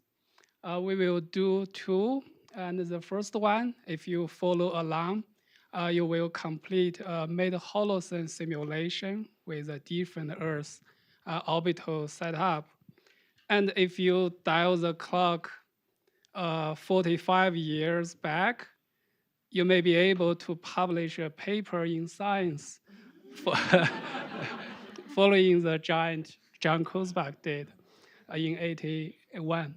If you are not motivated enough, let me ask you a question. How does the Earth's eccentricity impact the top of atmosphere radiation the Earth receives if you change the parameter? We can figure that out. And other questions like what will happen if you change the tilt of the Earth's orbit, as well as the precession.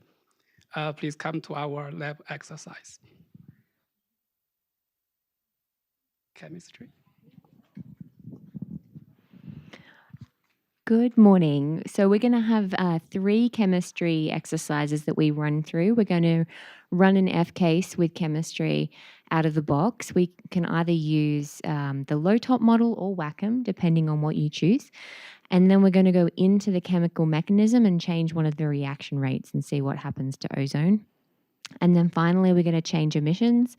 And this is actually more complicated. So this actually has several processes. And so those are the 3 plans for today. Danny is also up here, Danny Lung. He is going to be helping with chemistry, and I told a bunch of you yesterday to talk to him about some dust and aerosol stuff, so talk with him as well.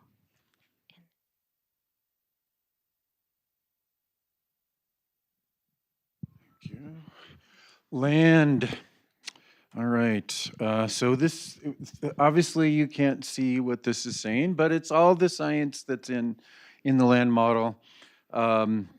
And one thing of note is that we have two different vegetation models for the land model. One is FATES, and I forget what the acronym means, but it starts with functional.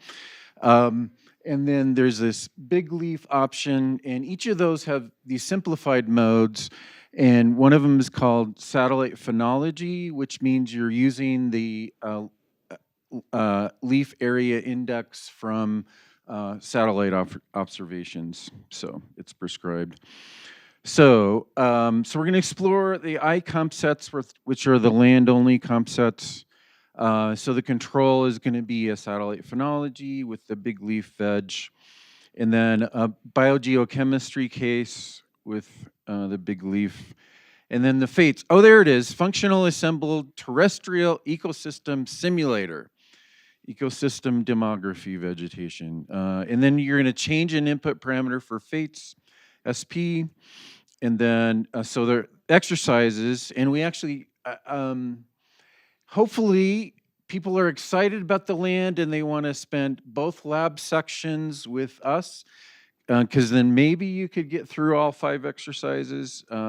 But if not, you'll just kind of choose which one you want to do. So, so there's the control case at 2 degree, a regular grid, so it's easier to look at, and then a different case that's historical, and then the FATES case, and then you run that without modifications, and then you run it changing an input parameter, which is cool. See what the differences are, and then there's an exercise about comparing results, what's different about them, what makes sense, that sort of thing. Compare and investigate FATES, and that's it. And who is excited about the land model? We have assignment. Yes, yes, awesome. Okay. Oh, click the thing. Ocean. Have excitement about ocean. Go ocean. Okay, so in the ocean exercise, you will run a coupled ocean, ice, and a wave model. And so this is different from your previous exercise using the B case. Also, in that you're going to use the 2/3 degree resolution instead of 2 degree resolution. So this is actually the case that we are running here. And the results should look much better than your 2 degree model. So we have a 4 exercise here. They're all pretty straightforward if you have done the previous exercise in the last couple of days. It should be very straightforward. So you have a control case, and then you run a case by making some nameless change, and then in the 3rd exercise, you will make some source code modification, and then finally you will turn on the ecosystem in the ocean model.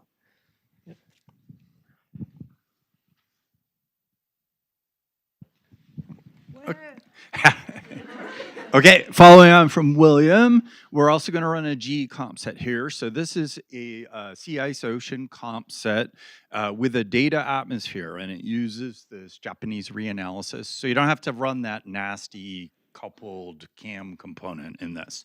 Anyway, in our exercises, we're going to just run a control like William was talking about, and then we're going to adjust sea ice albedo.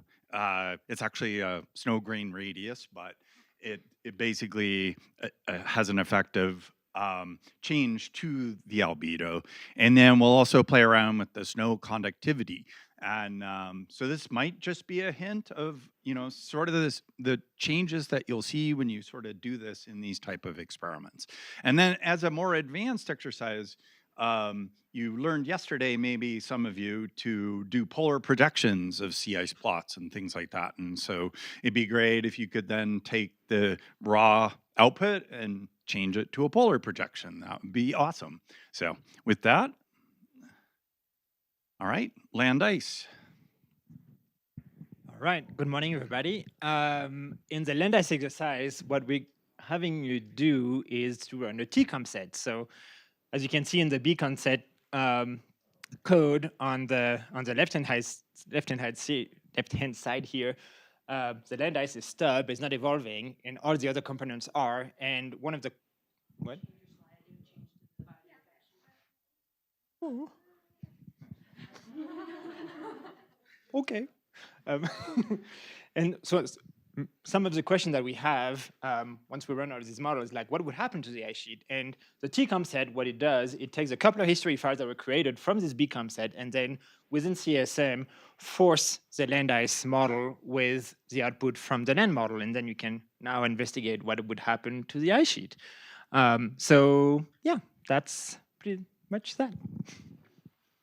Oh, and here it shows like it is a case about about Greenland, but Kay was telling me that she also added a case for Antarctica, so you could do both.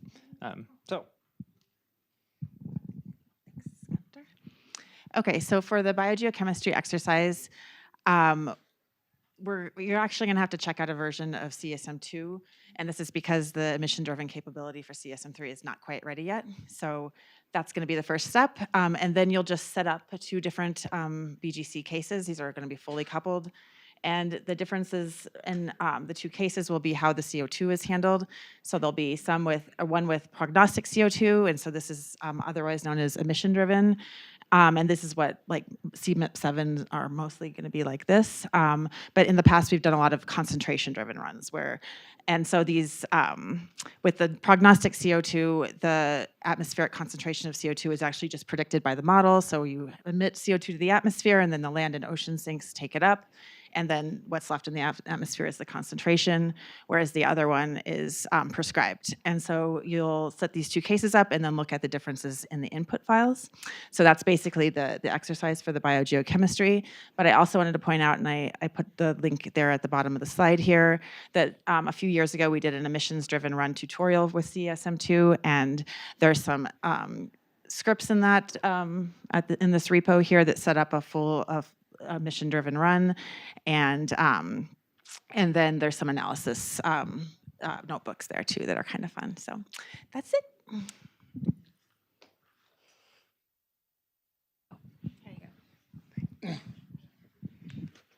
Hey everybody, I am Charlie. Apologies, I don't have a slide. It was optional to make a slide, and I think I was the only one that opted out. But, yeah, I'm Charlie. I'm going to be leading the Camulator exercise today. Thanks to Katie for introducing both Camulator and the credit framework. We've got a couple of different exercises that utilizes a pre-trained version of Camulator. We'll have the option then to select a year to initialize with CAM, run a control experiment, and then secondly, we'll do some uniform SST heating of your choice, essentially, run it out for a year at 6 hourly time steps and check out the dynamical response to that. And then the second scenario will be somewhat similar, doing an idealized ENSO response, forcing with climatological SST, and then a Gaussian kind of heat area over the equatorial Pacific. And so that will have a handful of people involved on the credit team to help out with the exercise.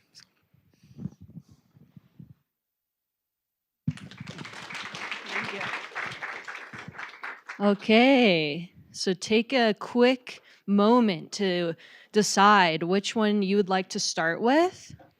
I'm going to go back so I can see all of them on this slide back here.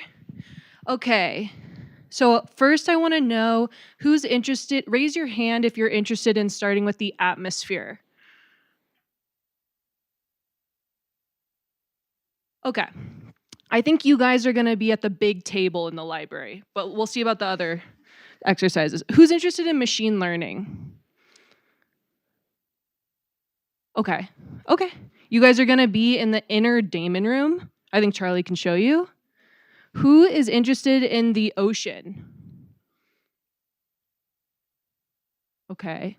Okay, the rest of the groups are going to kind of be spread amongst the library, so we'll figure it out. Who's interested in the land? Okay. Okay. You guys might be good in, we're going to put you probably in the back of the library. Who is interested in atmospheric chemistry? Okay. Okay, good. Maybe on the left side of the library. We'll figure it out when we get up there. Who is interested in paleo? Okay. Yeah. I have a bias. Okay. Maybe on the right side of the library. Who's interested in biogeochemistry? Okay. We might, yeah. Well, we can go together with ocean potentially, and and maybe people can do both. And then sea ice. Who's interested in sea ice? Okay. Okay, a few. Yeah. And who's interested in land ice? Okay. We will group these two groups together and we'll figure out a spot in the library as well. Did I do atmospheric chemistry? Okay, I did. Okay, I think that's everything. I didn't skip anybody, did I? Good? Okay, so if you were interested in each one, kind of go towards your lead, and we're all gonna move up to the library area now.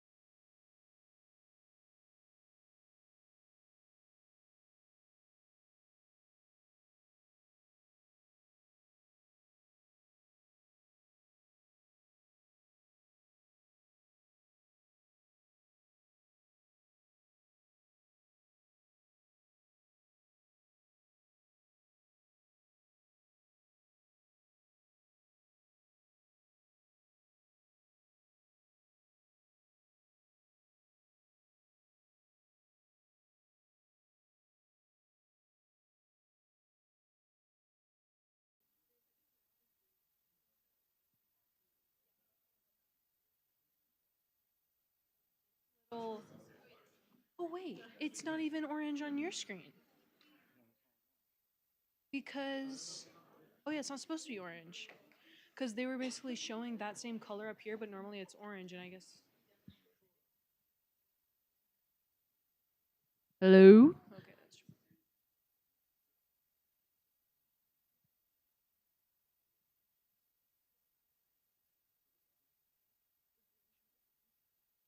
Oh, that's a little button.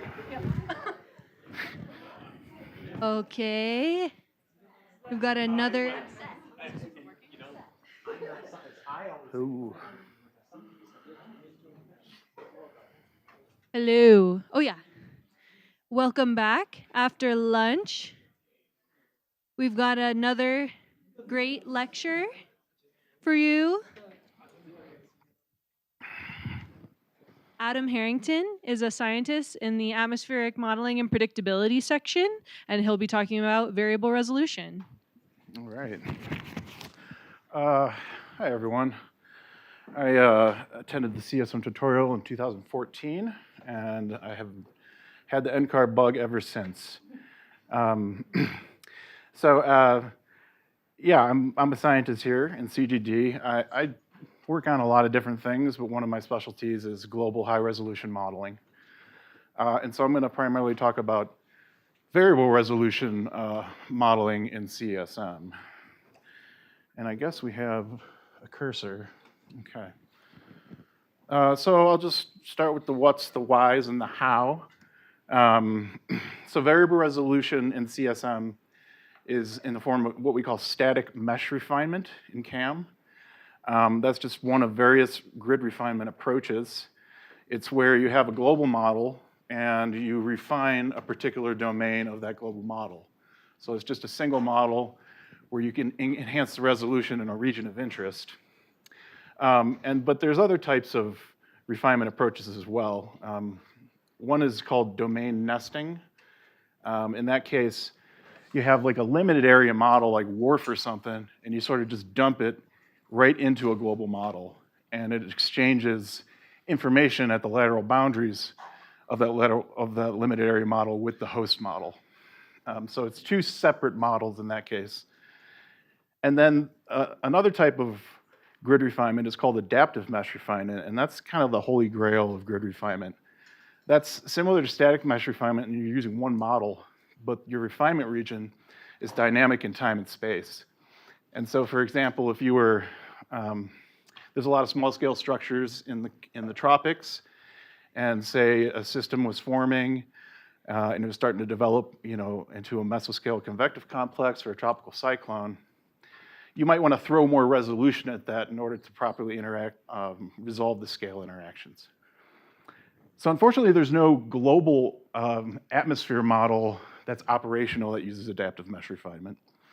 But I always like to highlight this really cool one. It's an ice sheet model developed out of Berkeley Labs by a guy named Dan Martin.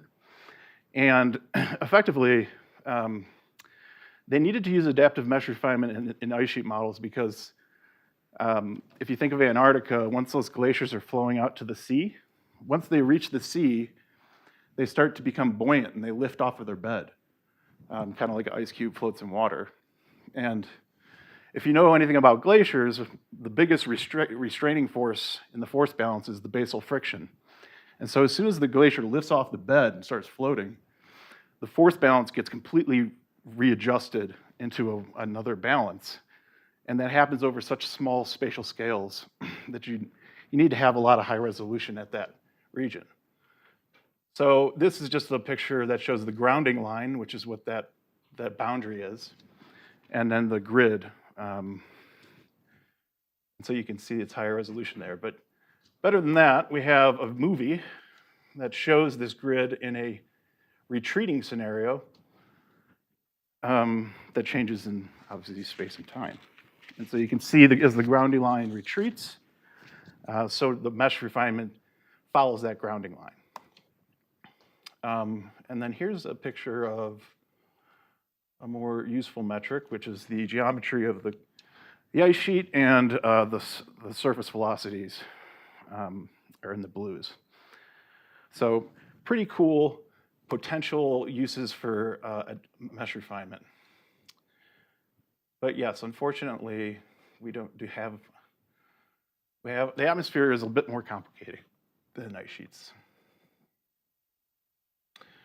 So those are the flavors. And so now just the why. The why is just basically because you can afford to simulate high resolution in a global model.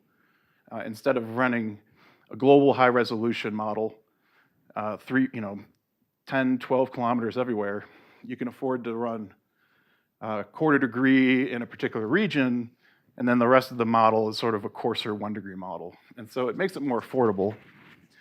And these plots are just showing the costs, and they basically show the same thing, which is over here, this is the global quarter degree model. It's about 800,000 grid columns, and the cost is a little over 100,000 core hours per simulated year.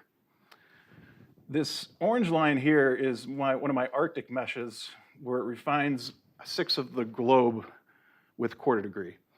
And that costs about 20,000 core hours. So, it's 1/5 of the cost of a global high resolution model. And that's the appeal. So we have 2 dynamical cores in CAM that support mesh refinement. And that's the spectral element dynamical core and the MPAS-A dynamical core. Peter has probably gone into some detail about these, but just to briefly review, the spectral element dynamical core is on a cube sphere grid, which means you just take a cube and you blow it up to the size of a beach ball.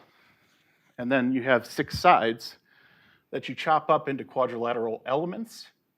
So these are finite elements, meaning that there's actually structure in the solution inside the element. And that manifests in this model as these GLL points.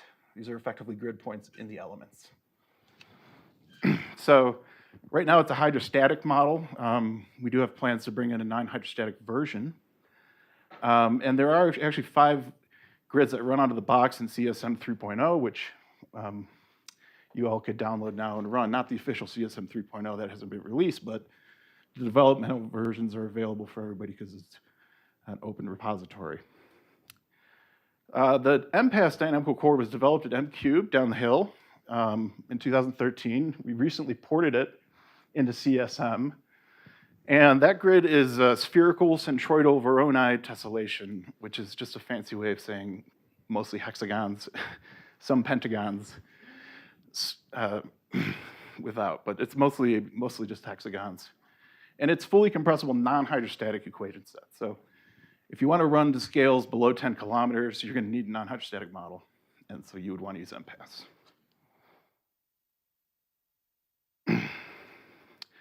So when you're changing the horizontal resolution in a model, what do you need to actually change? And so there's 3 things here that are the major changes that you have to make.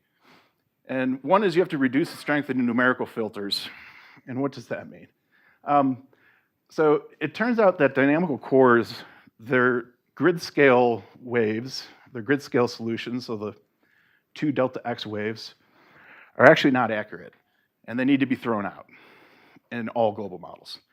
And so you either have an implicit numerical method that has implicit diffusion in it, or in the case of the spectral element core, there is no implicit diffusion as the errors are dispersive. And so you have these explicit numerical filters that are basically throwing out or smearing these small grid scale modes. And so when you go to higher resolution, the scales 2dx is much smaller, and so you don't have to have as much filtering. So reduce the strength of numerical filters, reduce the time steps. So the dynamical cores are an explicit time stepping scheme, and so it has to follow the CFL criterion, basically meaning that for every halving of the grid spacing, you need to have your time step. And then you need to increase the resolution of your boundary conditions, otherwise what are you doing this for? So this is interesting. In order to stage a topography data set for a GCM, you want to actually, because the dicore, the 2dx modes are not accurate, you don't want there to be 2dx scales in your topography data set because that's forcing inaccurate modes. And you sort of remove all of the small scale features from your topography by smoothing it.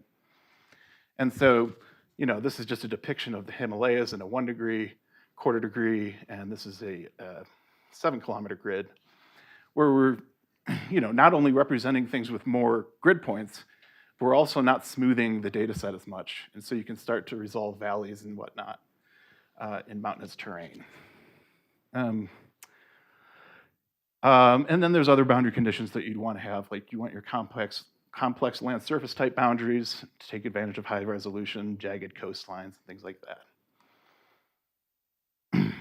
So if you work with variable resolution grids, you're often running these unstructured grids, and there's a limit to how much analysis you can do on an unstructured grid. And so one thing you kind of need to know how to do when you're working with variable resolution grids is how to regrid stuff. And I'm not going to go too much into detail because that's not very fun. But I do want to identify sort of the big picture of what's going on here. And so I think most people are familiar with structured grids. If you guys have taken atmospheric dynamics courses, you derive the equations to motions on a spherical latitude and longitude grid. And so the grid is structured in that this is the surface pressure. It has 2 horizontal dimensions, latitude and longitude. And so as you increment your index for latitude, you know you're going northward. If you increment your index for longitude, you know you're going eastward. Okay, so there's a coordinate system. Now, on unstructured grids, you actually squash your horizontal dimensions to just 1 dimension called number of columns, ncal. And if you have an ncal index, say that's sitting over the central United States, if you increment that ncal 1 more index, that thing's not necessarily going to be next to you. You don't know where that thing is. It may be on the other side of the globe. And so there's just no structure to the coordinate system. And so if you want to do things like horizontal derivatives, such as you need to use for the stream function, or even things like a zonal mean, that's a latitude-longitude definition, needs latitude-longitude to understand what a zonal mean is. You need to regrid to lat-long grids. So here are some details on how to do that and some options, and I'm going to skip over it.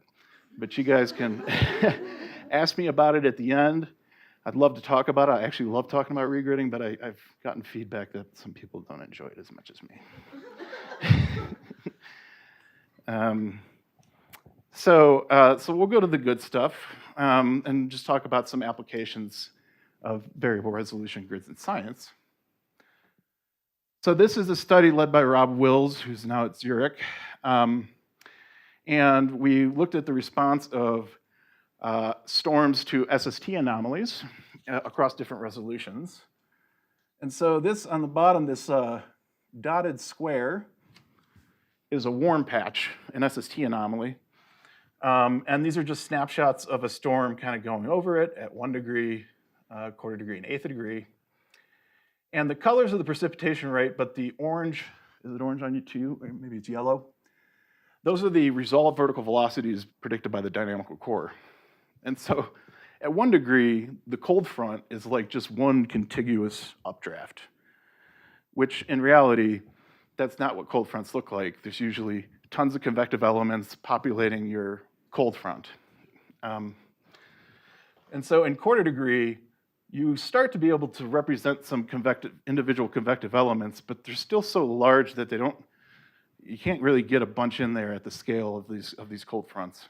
But at 1/8 degree, you can see all these orange contours, which are individual convective elements, and you're now starting to populate that structure with something that's a little more realistic.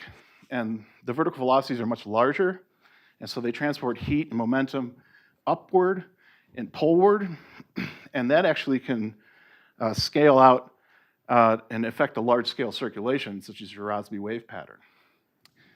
And that's illustrated here, which is the difference. It's the DJF, so it's climatological DJF, sea level pressure response to the warm anomaly. And you have this sort of North Atlantic oscillation-looking structure in response to the SST anomaly, which you don't get at quarter degree and 1 degree because you're not getting that upscale growth due to the resolving the convective elements. So Greenland, I spent a lot of my time studying Greenland. It's a bit challenging to resolve at 1 degree. The ablation zones of Greenland are extremely narrow. That's where the melting occurs at the margins of the ice sheet. And that's basically a subgrid feature in a 1 degree model. The whole island of Greenland is about, on the order of hundreds of grid cells in these 1 degree models. And so in this Arctic grid, in this Arctic GRIS grid, which is 8th degree over Greenland, it's now being represented with 10,000 grid cells. And so if we look at the Greenland total precipitation in gigatons per year versus time in these 1 degree models, which are blue and green, versus the purple and the magenta, which are the 1/4 degree and 8th degree runs, you can see these 1 degree models overproduce the precipitation rates, and these higher resolutions are more similar to this black line, which is an observational target. Similar story for the melting. And so increasing resolution helps resolve your surface mass balance for the big island of Greenland. For the precipitation part, it's actually just a geometry argument, and it's related to this fact that we have to smooth out the topography data sets before we ingest them in models. And so Greenland is kind of this flat pancake in 1 degree models, and so storms that kind of start to come on shore, they're not orographically lifted enough to ring out entirely, and they penetrate into the interior, and you get these precipitation biases, which are shown here. We have too much precipitation in the interior.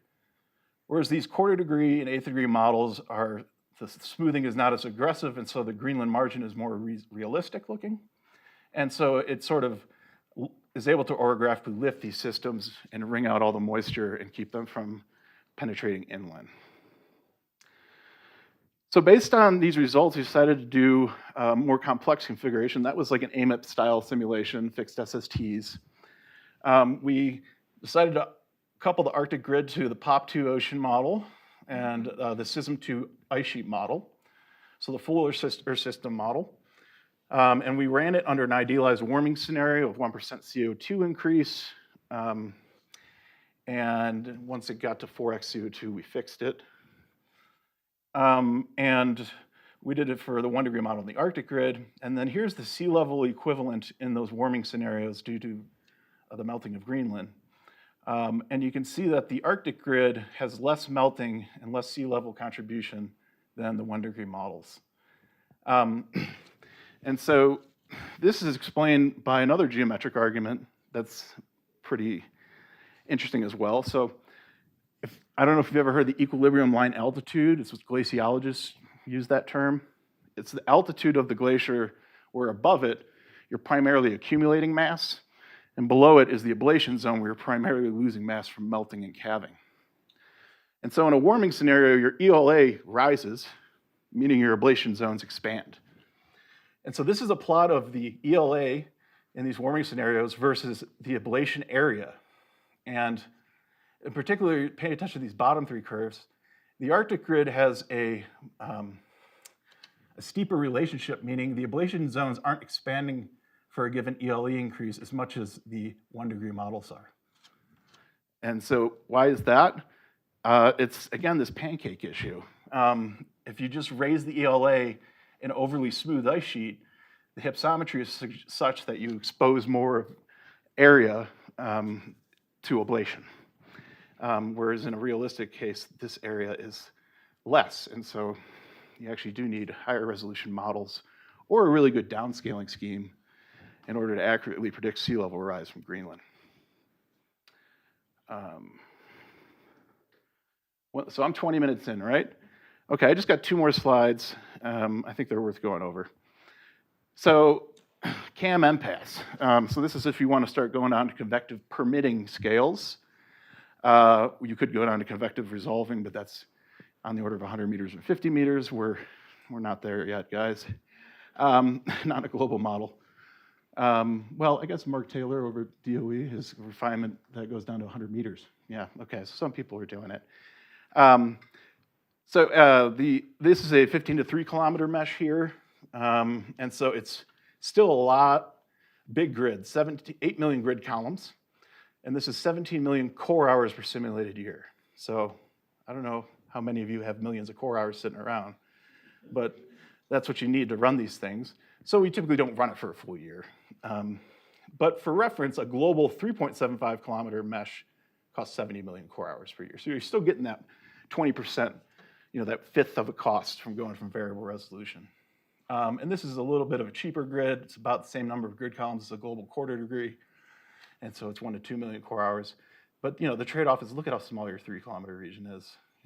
That's just, it's just enough to want more. Okay, and then this is just a look at an animation of this big 15 to 3-kilometer grid. These are 5 models. The upper left is observations. And the bottom row and the right top is CAM MPAS with different flavors of the convection scheme. The middle top is the MPAS A standalone model from down the hill. That's different than CAM MPAS. We use the MPAS die-core, but down the hill, they have their own physics. And so this is different. It's different. CAM MPAS is different than MPAS A standalone.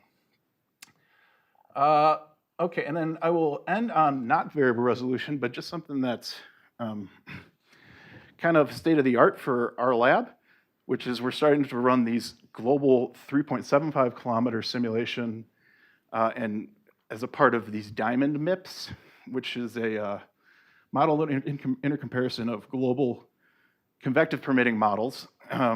And that is, that grid scale range is about 5 kilometers to 2 kilometers. So we're doing 3.75 kilometers. And we've had to run it, the first time we ran it, we got this sort of disappointing solution on the top right where there's just all these convective elements. It's like a soup of these small convective elements, and they don't aggregate into realistic storm complexes, which the bottom plot is a snapshot of satellite observations. So it doesn't look like anything like that. But I plopped in my convection scheme because I think you need to parameterize these transitional convective regimes in these 3.75 kilometer models still. And voila, you got a nice looking realistic cloud field. So I'll end there with this animation of all the Diamond 1 models. So you got the Japanese model, French models, GFDL, GEOS, ECMWF, DOE, whatever. This is all of them. And this is looking at the brightness temperature. And so it's just some fun eye candy to end with. And from there, I'll just take questions.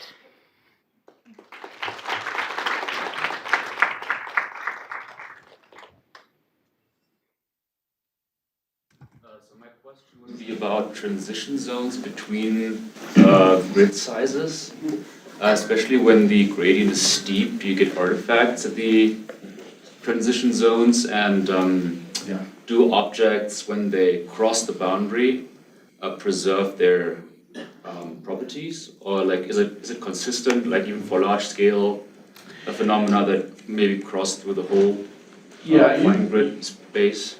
So to the first question, you do need to gradually transition to higher resolution. You need sort of a buffer zone because you need to give these storms space to sort of equilibrate with the grid spacing changing underneath them. And there's a certain time and space scale associated with that. And if you just do it too abruptly, it kind of just, like I had these tropical cyclones that would come into the domain in a really abrupt transition, and then they would veer upwards just because the adjustment is happening too fast underneath them. And when it's gradual, they just go right through. And as for like properties, as long as you can have a realistic transition zone, you do preserve the properties. I've seen gravity waves. You could do simple gravity wave tests that you can show the gravity wave just going smoothly right through that transition. And if you're going from fine to coarse, then those small ones that can't be supported just kind of diffuse away as they go into the coarser resolution. Any other questions? No? Yeah? I'm wondering if the different regions still using the same suite of parameterization scheme or model tuning, because in my impression, the tuning model depends on the resolution, if I recall. Yeah, no, you're right to think that you need to have some adjustments to the parameterizations in the refined region versus the coarse region. And that's just a problem that's not easy to solve. And it depends on how much you care about the course region. If you're just doing small 7-day sort of forecasts, then you just you say the course region is good enough. And so you kind of prioritize tuning for the high resolution region. And then there's also scale-aware physics schemes, and the sophistication of that varies. But it does seem promising enough. For example, for a deep convection scheme, what you do is you throttle the convective timescale in the scheme to be very large in the coarse region, because you don't want the deep convection scheme shooting off as much. And so you can have basically a convective timescale that's dependent, is some function of the local grid spacing. But yeah, it's adapting.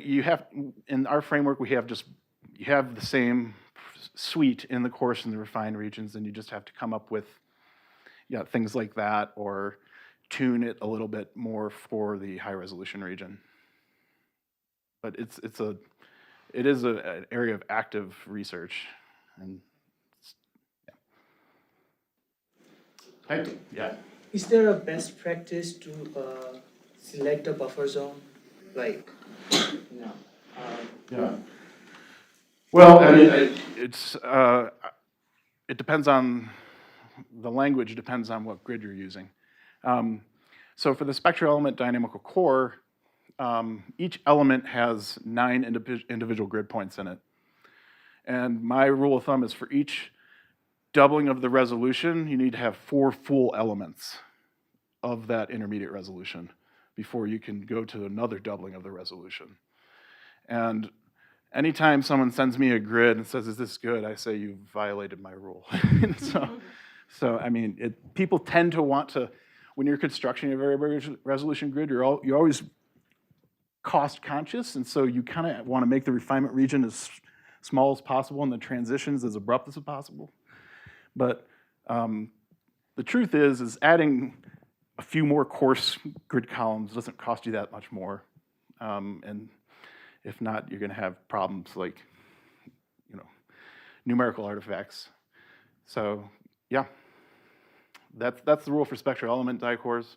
MPAS has this really smooth density field that it uses, and I don't know exactly how they calculate that. So you'd have to ask the MQ folks about that. Yeah. When you were talking about the difference between the spectral element and the MPAS dicores, you said that the MPAS dicores are non-hydrostatic, but the SE can be hydrostatic, but maybe non-hydrostatic. What's the difference? It's okay. So the SE dicore in CSM now is a hydrostatic model, but there's a project called Storm Speed. So the Department of Energy they have enhanced the spectral element model to support non-hydrostatic dynamics. And so there's a project that's trying to actually bring that model into CSM so that we have the option of running the hydrostatic model or the non-hydrostatic SE model. But MPAS is a model that's non-hydrostatic and it's very well vetted. And so I'm not going to, I won't say one is better than the other. I'd say MPAS is known to be tried and true. And so if you're interested in running at convective permitting resolutions, I would start there.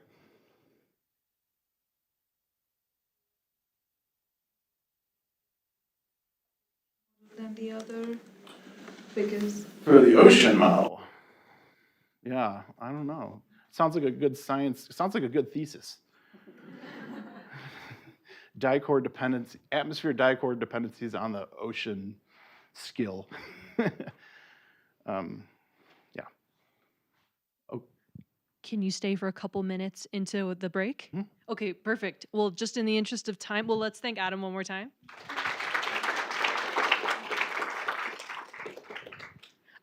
So we're gonna have a 15-minute break until 2 p.m. and then we're gonna have our final lecture. I think Adam can stay for a couple minutes to continue discussion. Sure. So yeah, break for 15.